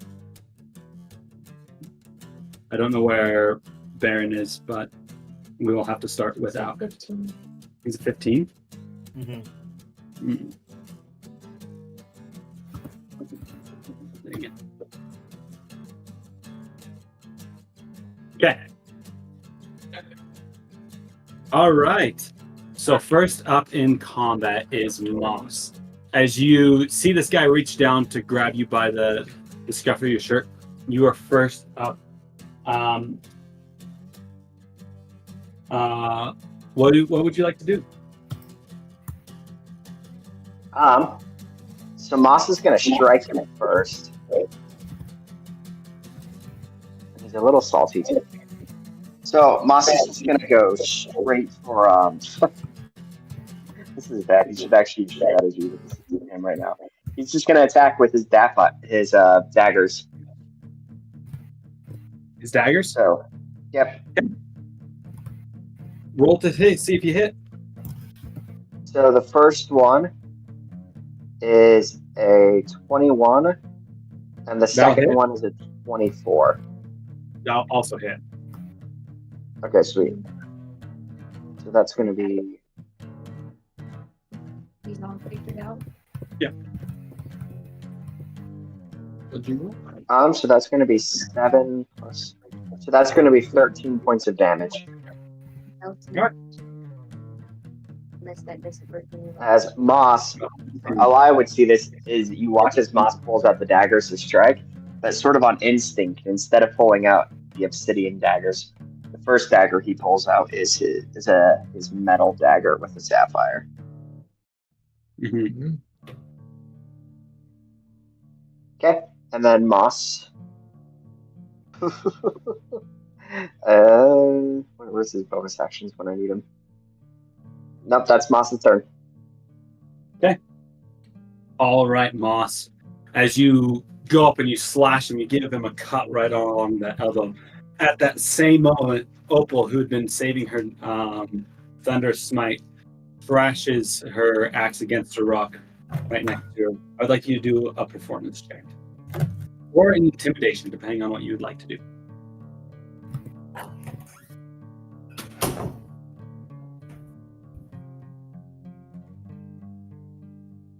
It's a 5, so I'm not going to say I fall on the base. No, you don't fall on your face, but as you hit your axe against the ground, making a thunderous roar, you see the other goblins that are close to that side look your way.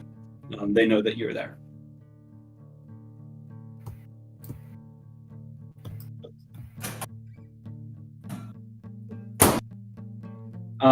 Next up is Ren. Okay, 21. I've got Donnie to worry about. She doesn't have any bonuses. Is everyone more or less distracted? Yes, they are I guess- distracted. First question, how much damage have I taken from Donnie? Not tons, but you have taken 1 point of damage. I rolled 40 a- damage. Okay, 1 point. Boom. So if everyone... Sorry, did you answer? What's everyone doing? What's everyone's... Everyone's like focused on what's going to be going on up ahead. So if you have a moment to strike now, it is the time. Okay. So I'm gonna look around and be like, oh my gosh, goblins! And then I'm gonna run to Adelaide's bag that had the jar in it. I want to open it up, Okay. find that jar, and see if Donnie opened it, it broke, if what happened there. I wanna see what's going on there. As you reach into Adelaide's pack, as everyone else is kind of distracted, would you be willing to do a sleight of hand check for me, as just to kind of keep this on the down low? Sleight of hand. Could I get advantage because you love me? Because everyone was distracted. Everyone's by distracted. what Yeah. Opal did, I will allow you to have advantage. Yes. Ugh. I rolled a 2 the first time. This time I rolled a 1. 1. Ah. So Yeah. It's a 6 with advantage. You're like, oh no, goblins! And then everyone sees you like stick your hand into Adelaide's bag. You're like, wait, what? I'm still thirsty, guys. It's can't fight on a dry tongue. As you reach in, because this is still your turn. As you reach in, you're able to find the jar. The jar is intact. Okay. He's just Do I? the lid is lying next to He it. became sentient and twisted the top off. Yeah, like an octopus. Like Yeah. like they turned it. Okay. Yeah, I'm just gonna get the jar, and I'm gonna take it. But I want to make sure nobody's looking at me. Okay. So if make someone is looking at me, I might just have it and kind of just stuff it in my. No, I don't want to stuff it in my shirt.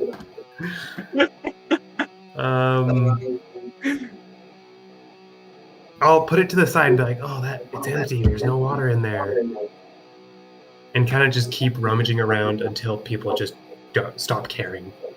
Stop looking at you. Yeah. And then I'll Eventually, slip Donnie in. yeah. As you slip Donnie into the jar, you realize that he is just a tiny bit too big for it now. You'd assume that's Oh. probably how he got the ability to open it up, as he is grown enough to fill the jar.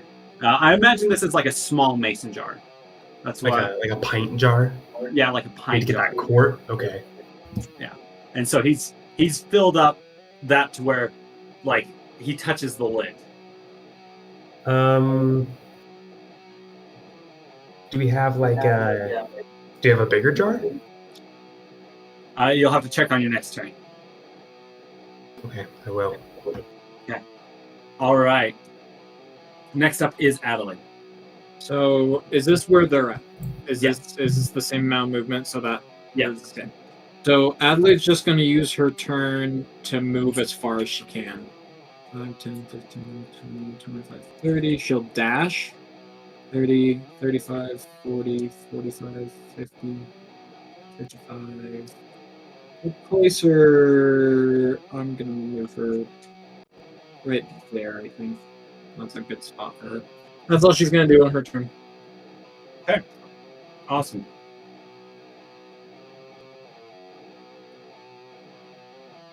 With that, next up is Elia.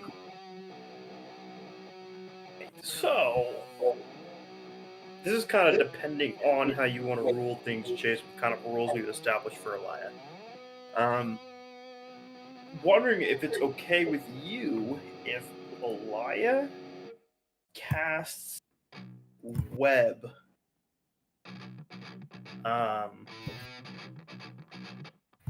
And then just like tries to basically trying to use web as a barrier for her to move away. Yeah. I think you can do that. You have already had kind of your moment of freezing. Mm-hmm. So I think you're good. Okay. So, yeah, I'm going to cast web. Web is a 20-foot cube.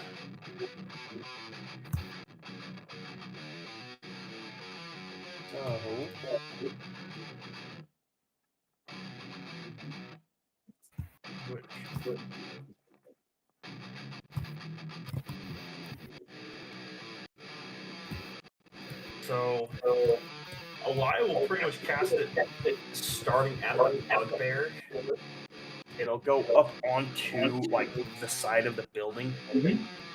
and then go 20 feet back. So Song is a little bit much. I don't remember. Now you can turn this thing down. It's too loud on our end. So that would be web. That'd be web. Perfect. Okay. So as you kind of stumble back a little bit, you stretch forth your hand, chanting an arcane string of words as stringy webs erupt from your fingertips, coating themselves upon the side of that building and stretching across towards the tree. Looks like you got the bugbear and 2 goblins in that area. Each creature that starts its turn in the webs or that enters them during its turn must make a dexterity saving throw. So it's just whenever they start their turn. As they see these webs shoot forth, they all look like, oh, what the heck? As they don't seem to be too familiar with magic. Next up is Baron. Cool. Is this other side blocked, or can we go around this other side? You can go around the other So side. we can come over here. Yeah, This you're side? just going underneath the tree. That's Okay. what that is. So I'll do 5, 10, 15, 20, 25, 30. And as I see this, I will kind of, as I come around the corner, I'll kind of peek around, and what I'll do is I'll up against the corner, I'll do a roll into the space I'm at, and I'll reach for the dagger in my boot, and I'll just chuck it out. Yeah. So going around the other side of the house, then where, And I'll aim Lawson- for this one Okay. right here. Perfect. Dude, I don't know what it is with these dice, man. It's gonna be a 7 to hit. 7 will not hit. Okay. And then with my bonus action, I will go ahead and I think I can do this. I think I can throw it this many feet. I gotta double check real quick, but I'm gonna throw out some ball bearings. Area 10-foot square moving. It doesn't say. I may need to just drop it where I'm at. That'll be your I think choice. you can throw it. Okay. I imagine I can probably throw it 10 feet. So Yeah. I'll take out one of my pouches off my sash on my chest and just launch them out and do just try and hit that. It's a 10-foot square. Okay. I'm assuming that you're trying to get at the feet of these 2 Yep. in front of you. I am. And they need to make a DC 10 dexterity saving throw or fall prone. Is that on their turn or now? It just says Okay. They'll make their. The first one succeeds. The second one fails, as the one that not that you attacked, but the other one has fallen and cannot get up. great. He needs one of those life alerts. Exactly. That will be my go. Perfect. Next up is the bugbear. So starting off his turn, it needs to make a strength saving throw, correct? Or Me? what was it? Yes. Dexterity. Dexterity. Yep. Okay. That is a 6. So he fails. Yeah. Can you remind me? 14. All right. While restrained, he is not unable to make attacks, but Correct. his movement Yeah. is 0. He will try to attack Moss right in front of him. As seeing Moss right in front of him, he is going to attack and miss. Second attack will also miss with an 8. As both of them go swing wide, not able to connect with Moss right in front of him. Next up is Pinky.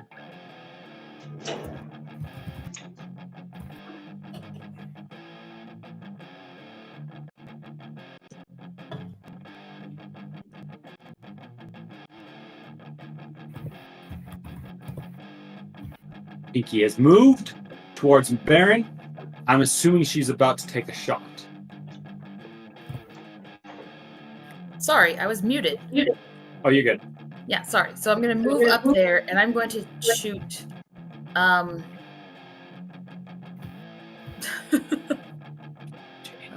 this guy here.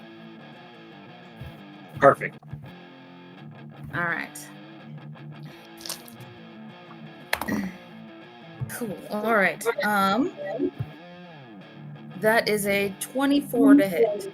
That will definitely hit. All right. Okay. And that's going to do 10 points of damage, and then Pinky is going to hide. As you shoot from the where you're standing, you literally kill that guy. Just dead. Boom, gone. With that, guy dead. You see the other friends that are next to the ball bearings want to slip. They're getting a little bit nervous. Not too happy with what's going on with this situation. It is actually their turn. Hold on real quick. I got an 18 on my stealth check to hide. Perfect. Awesome. That's really good. As you dive up into the tree above you, you're able to hide yourself better. The one that is prone is going to use 15 feet of its movement to stand up. And is going to go outside of the square. 5, 10, 15. Actually, 15. It can get within range of you. And he is going to... Actually, he won't do that. He'll get up. He will go back. 5, 10, 15, and he will shoot his short bow at you. Okay. That is 21 to hit. Yep. You will take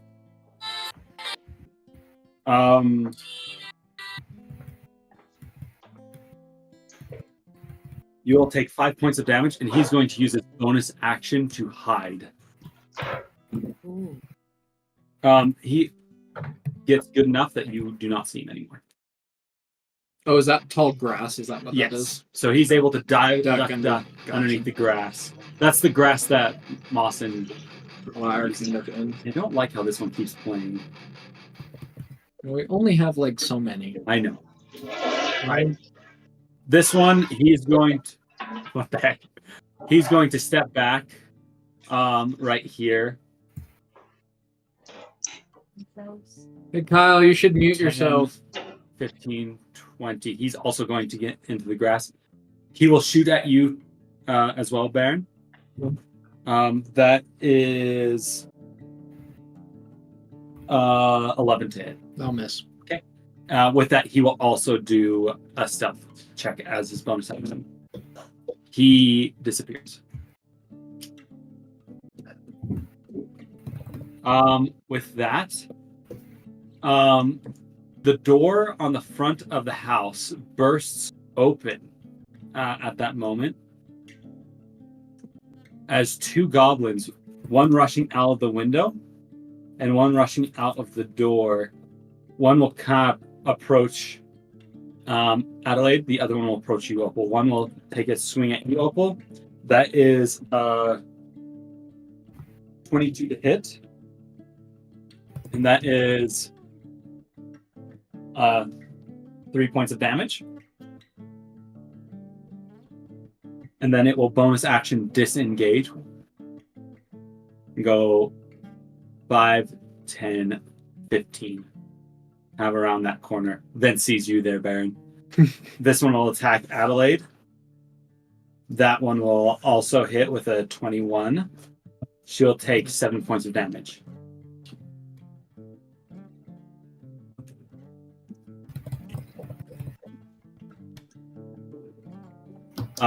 He's going to take the opportunity attack and run back inside. I I don't. She has a long sword. I don't know if she was. She can do it. She can just pull it out Just and use her just- reaction to it. Yeah. Okay. It's not a problem. It's a.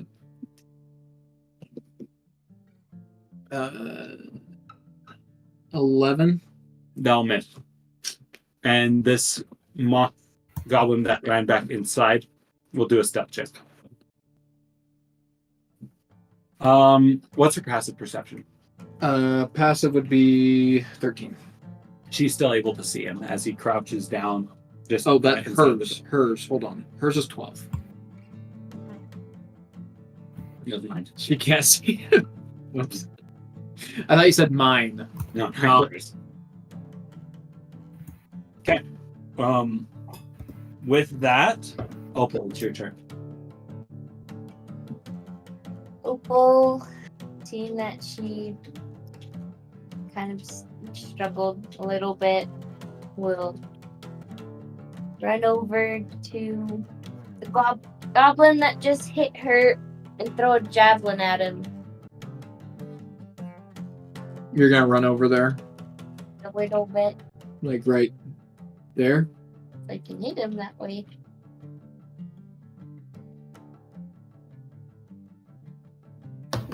The 18 to hit. 18 will definitely hit.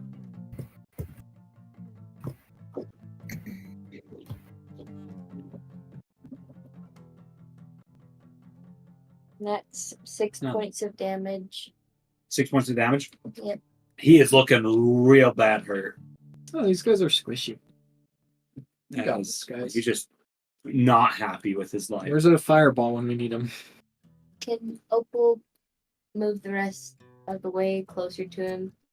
I don't think she can do it this action, but she wants to pull the javelin out. But Oh, that's hardcore. I mean, I think it's pretty cool. So I'll let you use your bonus. You haven't used your bonus action yet, so I'll allow you to use your bonus action to try to grab the javelin. Make either athletics or not athletics. I mean, make a strength check or a dexterity check. 13. 13. You're not quite able to grab it as it is Okay. happening. What if I'm putting my foot in his face and pulling it out? You'll have to wait until your next. Okay, next up is the rest of the goblins. The two that are enwebbed are going to shoot towards. This one's going to shoot. The one that's kind of more centrally in the web is going to try to shoot. Actually, he needs to do its dexterity saving throw. He passes with unnatural, which means that he's not restrained. He is going to move 10, 15. Actually, he's going to move probably 5, 10, 15. And he's going to take a shot at Moss. Moss, that is 15 to hit.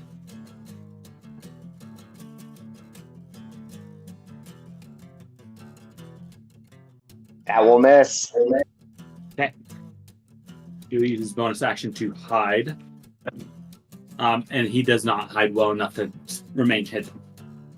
The other goblin, if he makes his dexterity saving throw, he will fail. So he'll just try to do a shot at disadvantage at you, Moss. Missing as well.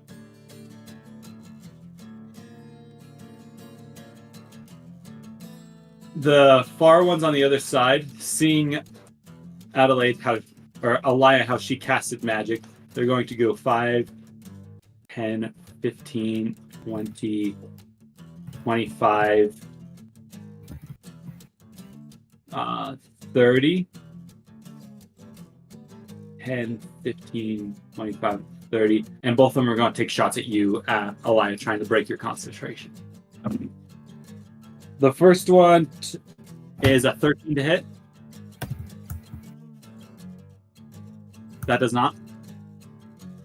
I can't hear you. I think you're muted.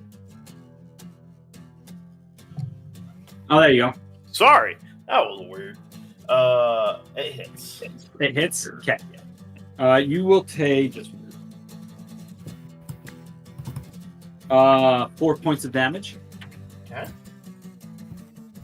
Make a concentration check for me. It's been forever since I've done that.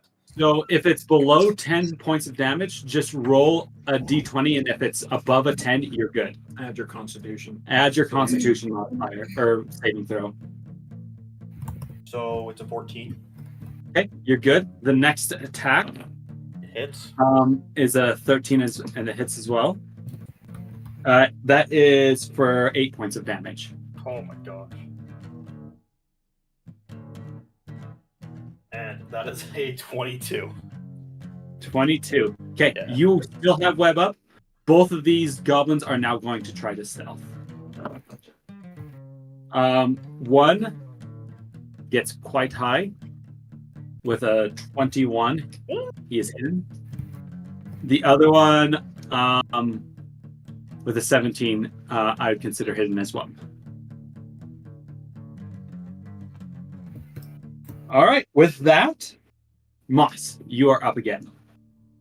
Moss. Nice. Moss, use fire. Use fire on the webs.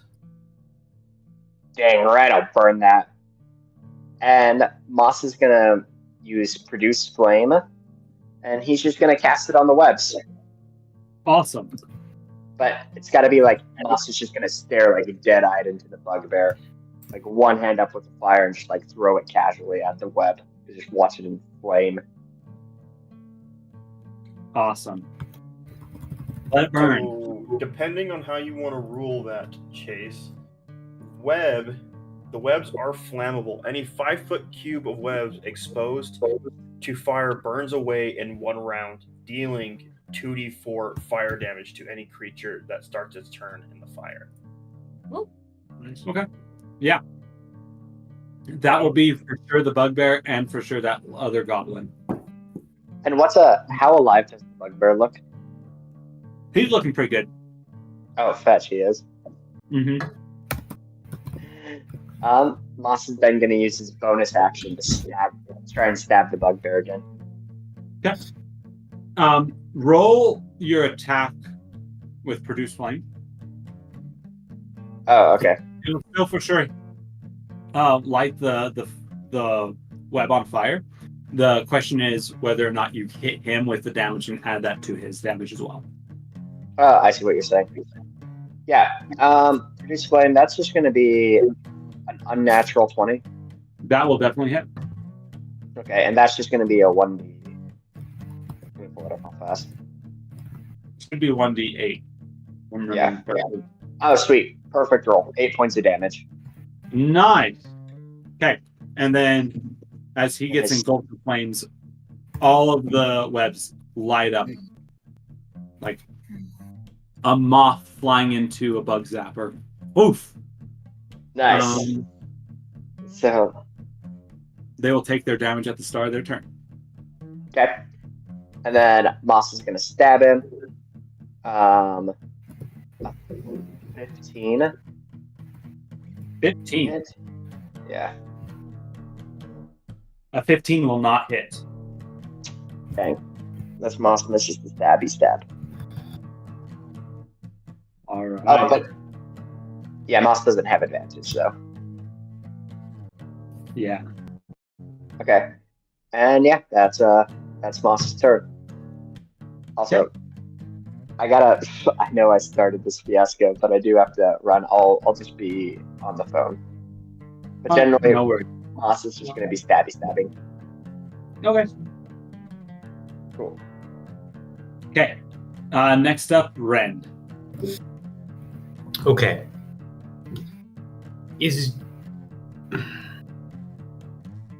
there a bigger jar? Adelaide has ran ahead. She took her bag with her? Yeah. Oh my gosh. Pablo, does he have his bag? Pablo does have his bag. I'll say, Pablo, I need some sort of like lidded pot Like, I need something. He pulls out like a small tea kettle and says, "Have fun apart. Will this work? What are you Is going it to do it with?" I'll hold out Donnie. I'll say Oh. he's getting a little bit. He needs a new home. I know this isn't the right time, but and I'll look over there and see that they're handling it, murdering goblins. I'll say, look, Baron cannot see Donnie. Have fun apart. What will happen if he does? He'll be mad. Madder than he usually is. Primo, He'll he's make all- us get rid of him. Oh, Or even worse, kill him. Baron will be like, "Oh, what's that doing here?" And like kill it. I don't want that for him. What's that doing here? okay. I'll protect him with my life. Okay, but what do we put him in? He shows the small tea kettle. It is larger than the pint jar.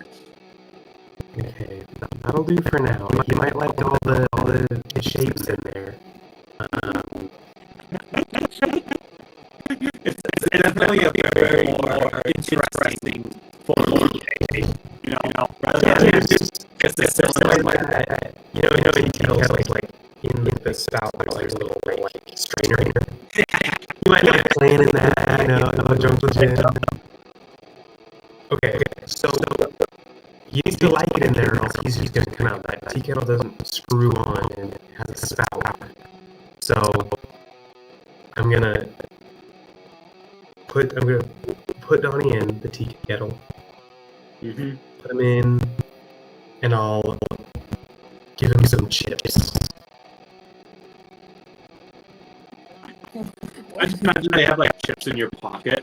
You just like Yeah, for Donnie. Like, he loves that stuff. Yeah. Or in my room, there's like the aquarium and the one for Donnie. I'd feed him like fish food. I've got some of the flakes I can put in there. So can he be Donnie in the room? Man. No, he has like his own little like separated part, so it feels like he's in the aquarium, but he likes it. it's a turntable. It's really cool. Yeah. All right. Do you feel like, is there anything else that you feel like you could actually do with your time for your turn? Or? Probably not. Yeah, that's what I was kind of feeling too. All right. Well, with Donnie safely put into a tea kettle and fed, Adelaide, it's your turn. Yeah, I would like to cast Moonbeam on the goblins. We'll go with this one that's like right up in the upper level of the. Show me where, like, draw. Yeah, like, yeah. This one. That one, right outside the webs. Right outside the web. And then, please. All right, 10-foot space. Let me draw it. Okay. David. We're in trouble, David. I didn't do anything. You saw nothing. Nothing at all. Boom. Right there. Is that what you were thinking? Yep. That's Perfect. It's only like a 5, so it's just like the square. Yeah. Well, no, it's a 10-foot by a 10-foot radius or 5-foot radius, right? Yes. So that's a 10-foot diameter. So can we? No, it's bigger, right? No, it's only From 5 Rindu? It's 10 radius. foot. That's what she was saying. 5 foot radius, so it's 10-foot diameter. So if that's the case, then can we put it on, like directly on that goblin? And you know, keep it in the woods because there was one that disappeared over there, right? You saw a lot of them mostly disappear, like kind of this area, and you saw a couple disappear maybe around here. You're not sure if they're there or not. Yeah. Put Okay, on perfect. that guy. That looks good. All right. He will have to do his stuff on his turn, if I'm remembering correctly. Yes, correct. Okay. Next up after Adelaide is Alliance. Alliance is going to move. First things first. She's going to Gonna go 5, 10, And time 15, 20. She's gonna go kind of right here.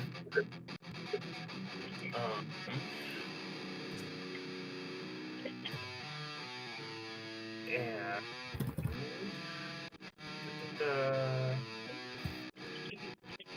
how hurt is Moss? How much damage was Moss done?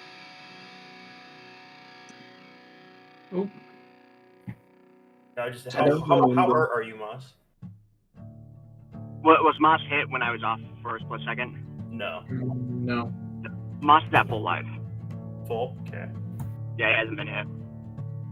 Not yet.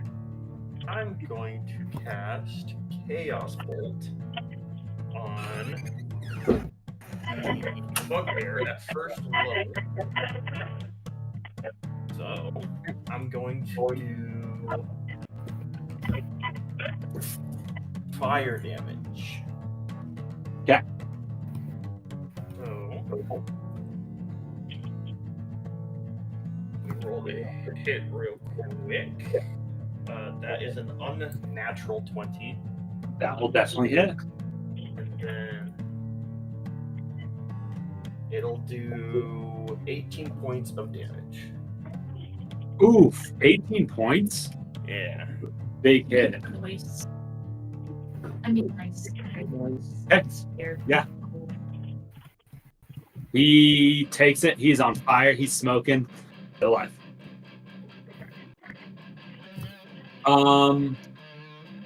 Anything else that you want to do, Elia? Double check my.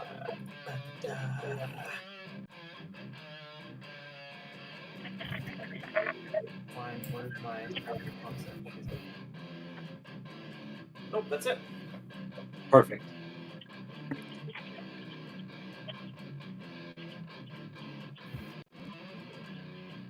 Okay. Next up, Barony. All right. Pinky, keep an eye out for any of the goblins and shout them out if you see them. As I say that, I'm moving, and I'm gonna move around kind of the ball bearings. And as I'm doing that, I'm gonna bring out my whip, and I see that there's an axe inside this stump over here, and I'm gonna grab onto the axe with my whip, and I'm gonna come around this side right here. And as I kind of get taut on it, I'll like tense the whip and whip it, like bring it around me so it's tight, and just throw out the axe. And I'll try to hit the bugbear using the whip to give me a little bit of. Sure.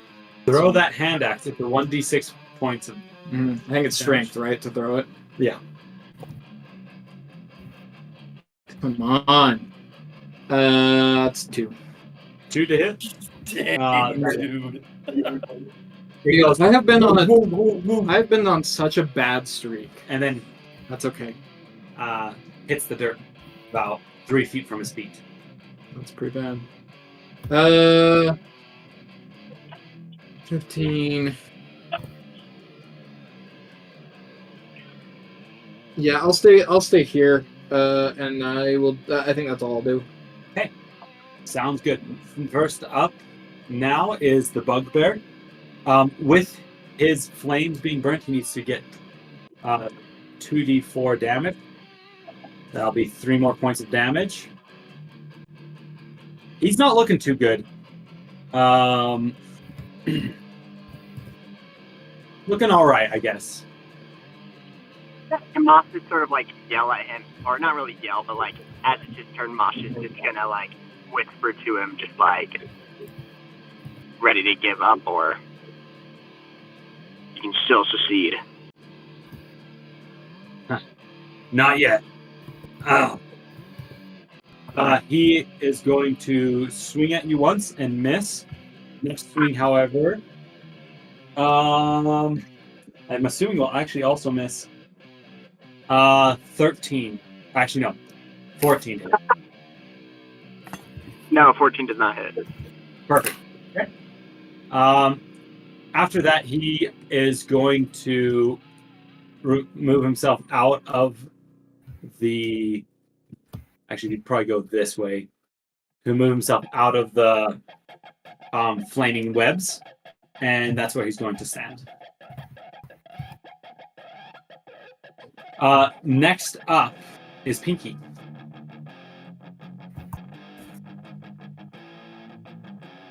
Okay. So Pinky she can't see anybody now, can she? No. No, actually she can see You can see probably this guy. She's you gonna can see take a that shot guy at. as well as this guy. That's in the flames. Okay. I agree with that. Okay. Pinky's gonna shoot at this guy.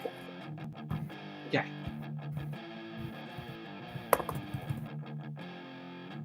That is a 17 to hit. That will hit. I get advantage, don't I? Because I'm hidden. Yes. Okay, let's just see if I can get that. Nope. Okay. Alright. That is a 9 points of damage. With 9 points of damage, he only had 1 hit point left. So, as Opal, as you run up and you finally grab a hold of the javelin that you stuck into him. You put your boot up, and then you feel a thunk from the backside as you see Pinky hiding up in a tree stole your kill. As you push off the limp body. Her KD ratio just went up. Yeah. Next up is... I'm gonna hide. Sorry, I gotta hide first. No worries, you're good. Next up is the large group of goblins. First one is going to pop out of the grass next to you, Baron. With it being stealth, it'll get advantage on its attack.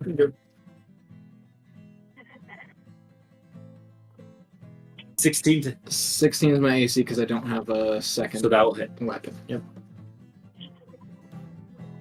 That will be 6 points of damage. Okay.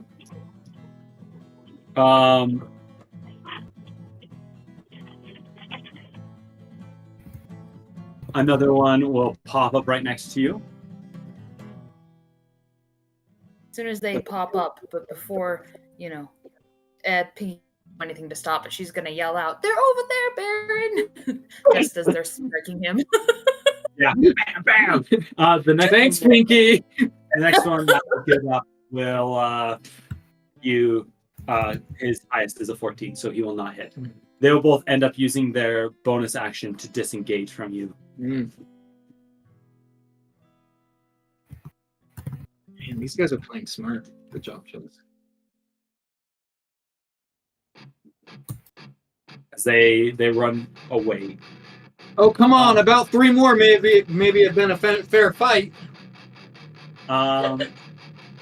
Speaking of a fair fight, the one that's in the doorway that kind of crashed through, that ended up just barely hiding from Adilaide, is going to look past her, see the kind of the squishy magic caster.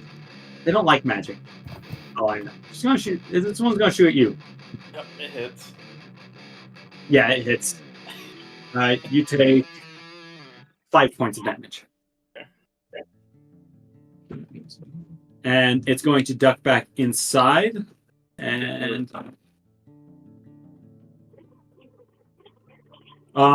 Elia, what's your passive perception? So perception is a 14. 14. Okay, it is hidden from you.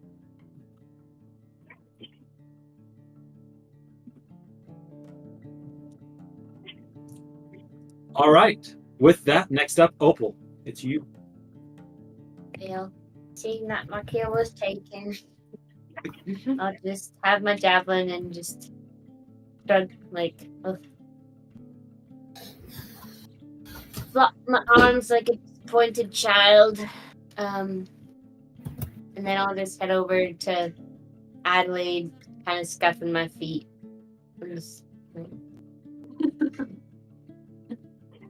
Natalie's like casting moonbeam. Like, so great. You see, like, as you're just walking up, scuffing your feet, I'm off. Elkay just gets shot with a bolt from somewhere inside. I'm Dang. dragging the javelin too. Just really sad. Yeah. Okay. Is there anything else that you'd like to do? Okay. That's all right. Next up is the rest of the goblins. The heck? My chair is kind of broken. It was free. It's free. Okay. The one that's still in the flames, he will take his damage, which is 4 points. As he goes, as he starts to cook. He's going to leave 5, 10, 15, 20. With these guys kind of next to him, he's going to shoot at you, Baron. Yep. That is a 17 to hit. That'll hit. You will take 3 points of damage. The one that's in Moonbeam, he will take. He needs to make a dexterity or Constitution. Constitution saving throw. He gets a 2. So then he's gonna do 10 points of damage. 10 points of damage. He is vaporized as he goes. Yeah. Next up, he didn't get his turn. He will pop up right next to you, Moss, Oh no. Oh gosh. flanking you. Actually, this one is going to stay back. One will only approach, sneak up behind you. That's an unnatural 20 to hit. Oh no. That's a 4 points of damage. Okay. The other one that's shooting you with a bow is a 22 to hit. And that's 5 points of Oh damage. no. Okay. How much for the first one again? 4. So 9 points in 9 total. total. Okay. Okay, got it. Yeah. And the one that's right next to you, he is not going to move, but the other one is going to try to stealth.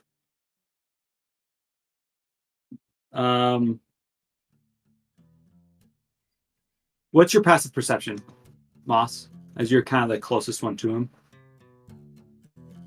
17. 17? You can still see him. Cool. All right. With that, we're back up at the top with Moss. All right. Sorry guys for getting us in this combat and this problem.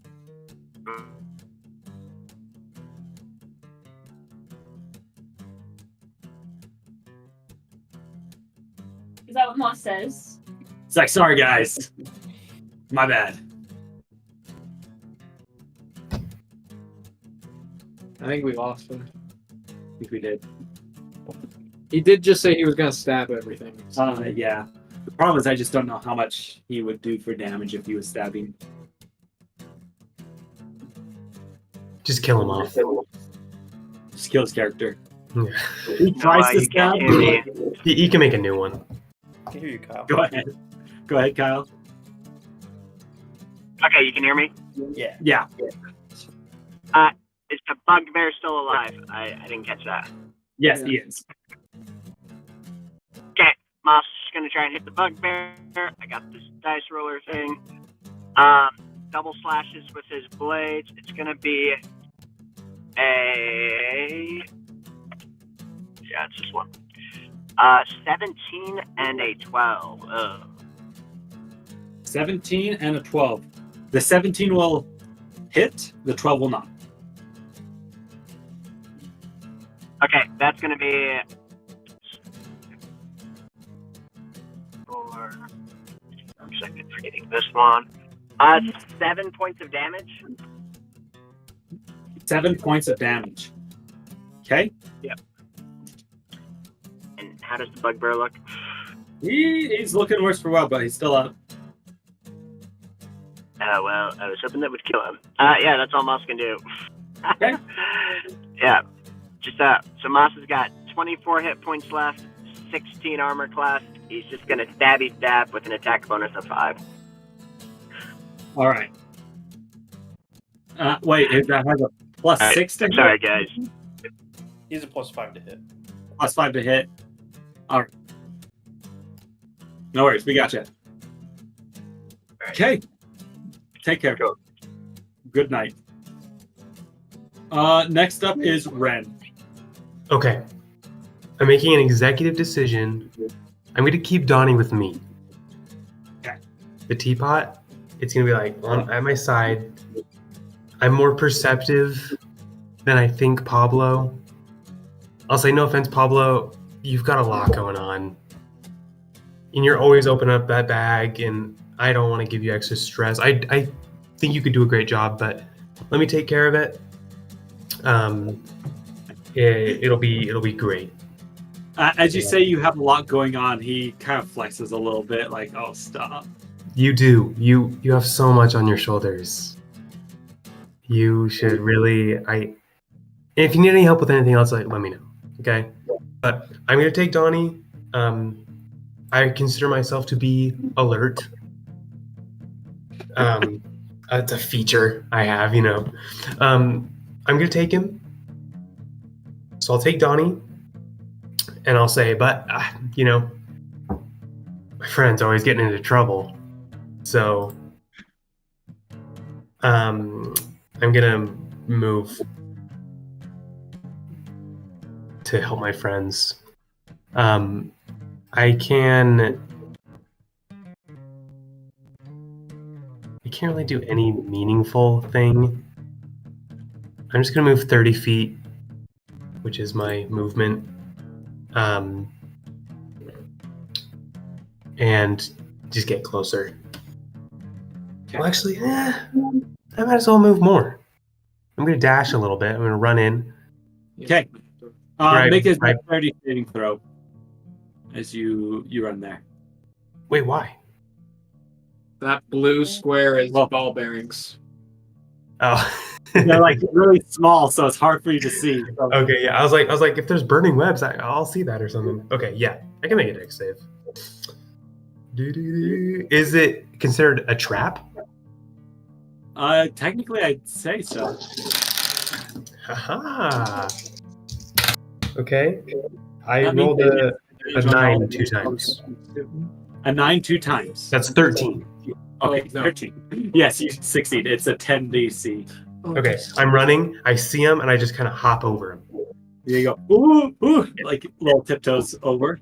Yeah. So, I'm gonna be here by Baron, and I'll say, "Okay, I'm sorry I'm late. What did I miss?"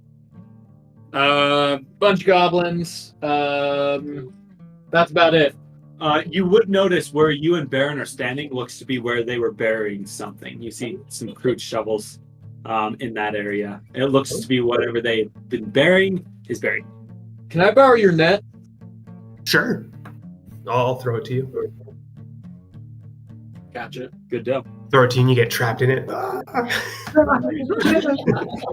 Make a dexterity. No. Haha.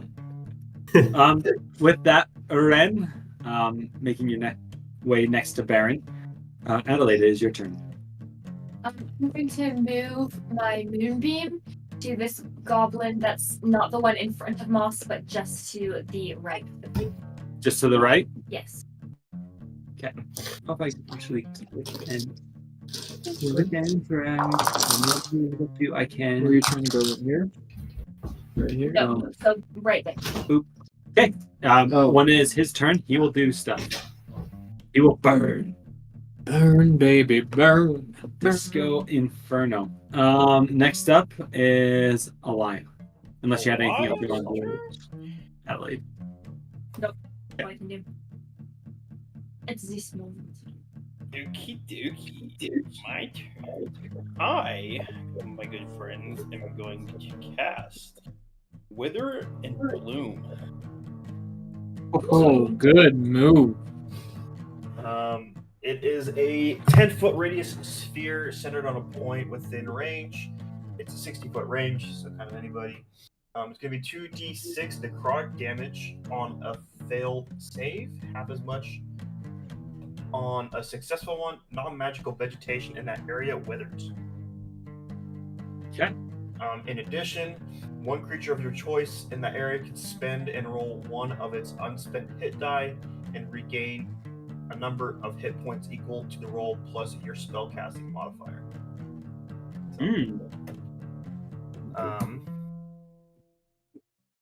Where are you casting it at?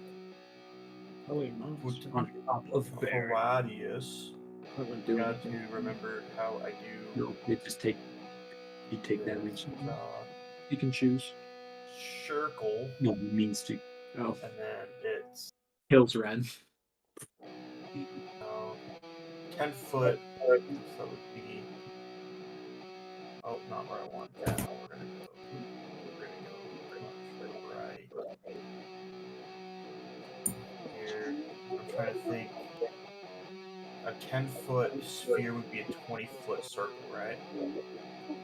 A 10-foot radius Yeah.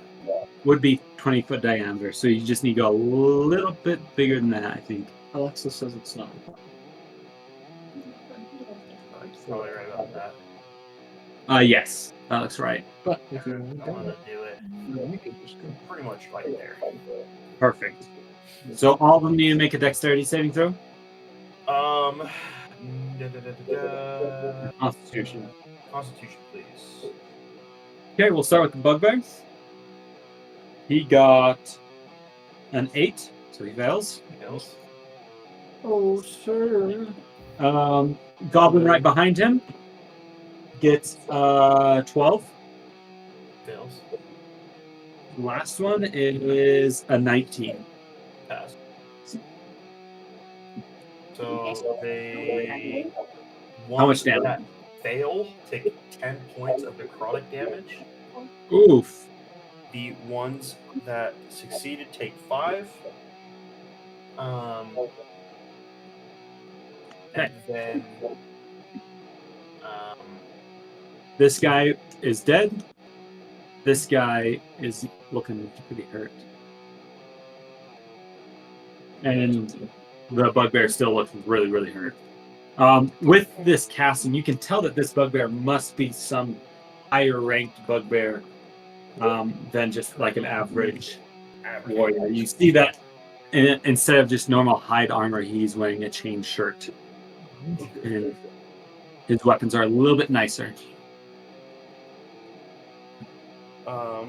And then as a bonus action, I want to really quickly.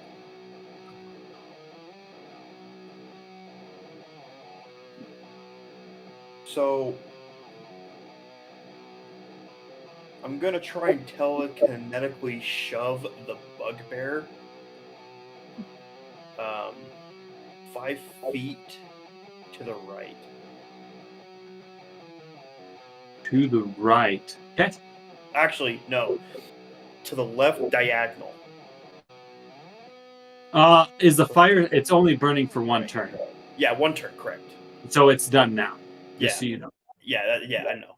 I just want to put him in range of Baron and Ren. Oh, fair enough. He gets to make a strength save before he actually gets shoved. Does Moss also get healed? He gets +3, so that's a 22 on his roll. Yeah, no, yeah. And then Moss can spend unused hit die if he would like to heal. Oh, Moss. Yeah. Yeah. So it'd be D8, if I'm remembering correctly, for good. D8 plus 4. He'd probably do it. Yeah. You just want to roll for him? Or let David roll for him since he's the one that's. Yeah, sure, David. Roll for Roll for our pal. for a friend. 5 plus 4, so he gets 8 points of damage back. Or 8 points of healing. Okay. Good to know. All right, Baron, you're up. All right. I'll catch the net, say thanks, and I'll run off 5, 10, 15, 20. 25. And now that I have 2 weapons in my hand, I'll take my whip and I'll go for. Have any of them not been hit yet? Of these ones? So most of them, the 2 in front have not been hit. The one in the back has. Okay, I'll go for one. I'll go for the one that's closest to me right now with my. Ooh. I do the net first. No, I'll do my whip first because that's my main hand. Do whatever you want. That's freaking heck yes. That's gonna be a 22 to hit. That'll hit. Roll for damage. And do they have any weapons besides the bow? Or is it just They the have a bow and a little short sword. little short sword, and they have the bows pulled out right now, right? These ones did, yeah. I'll make it a disarming strike as well. So it's gonna add a D8, I believe. Damage. That's gonna be 6 points of damage. He needs to make a strength saving throw.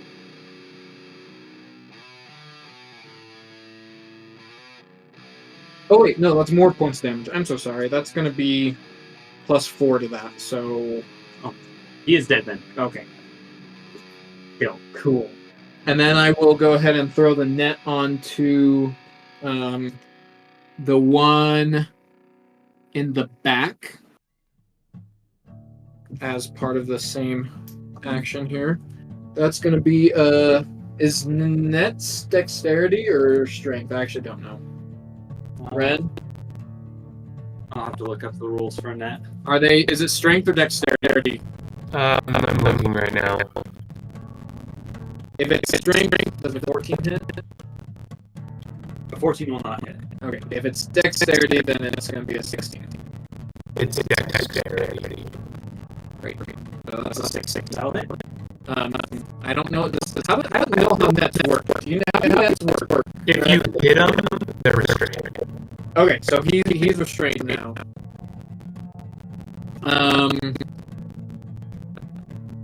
And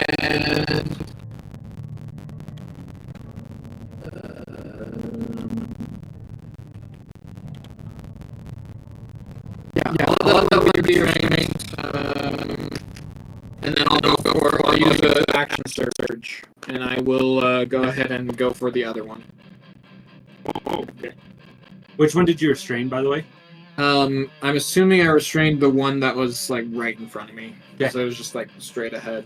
That's gonna be an 18 plus 4, so a 20 something to hit. And I will also make this one disarming strike. Why not? Okay. That's gonna be 12 points of damage. Yeah, he's dead. He's gone. Can I also take his weapon? Is that disarming? With my whip or not? I mean, if you want. Yeah. Was it a bow? Right? Yeah, a little short bow. I'll drop my whip and I'll grab the bow and ready it on the bugbear for my next turn. Yeah, sounds good. That's gonna be it. All right. First up now is the bugbear. Seeing the goblins around him get decimated, and taking a lot of damage, he's actually going to run. He's going to take the disengage action.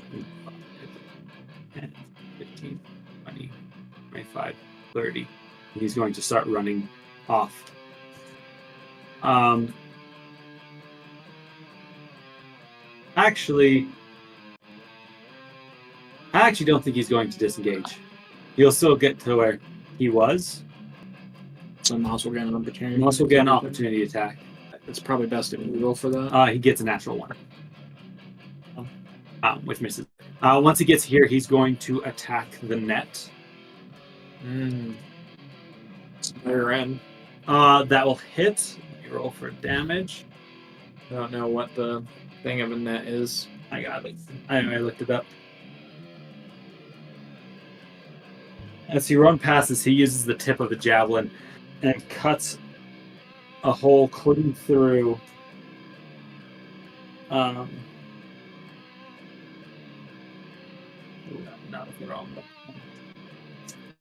Yeah, cuts a hole clean through your net. letting the goblin that's right next to him be able to scramble out. It's rude. That was really rude.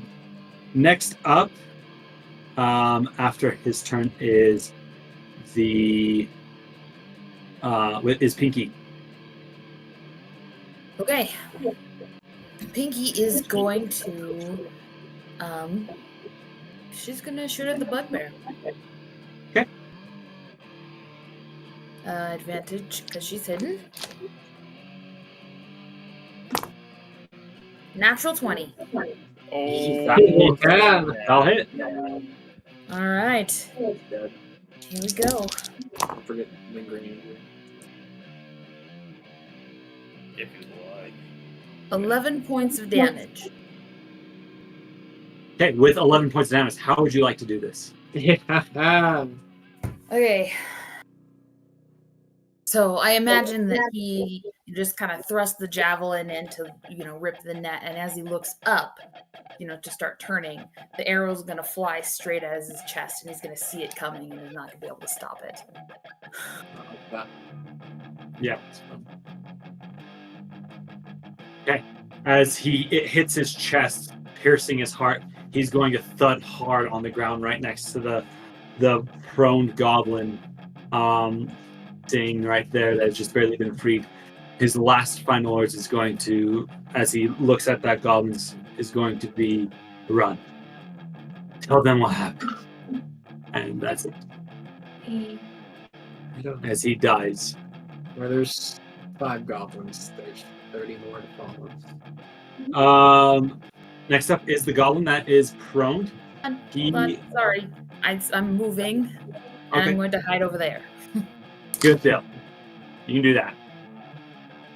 He is going to see that you have a whip, and he's going to take it. He's going to use his action to disengage. I have the bow, actually. I dropped But the you whip. can't take an opportunity attack with the bow. No. Anyway, so if you have the bow out, then he's not going to take the disengage action. He is going to dash off, and he's going to use his bonus action to hide. He is hidden. Next up, the bugbear is dead. Last up is the final goblin. Oh wait, no. No, it's Opal first. Right. Oh wait, you're right. That one specific thing is during this turn.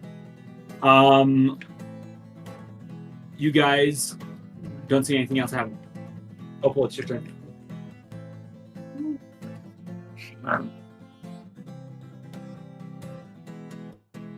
Remind me what that big circle is that crosses in.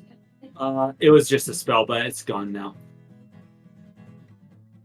I guess Opal will run to him and do a slash attack.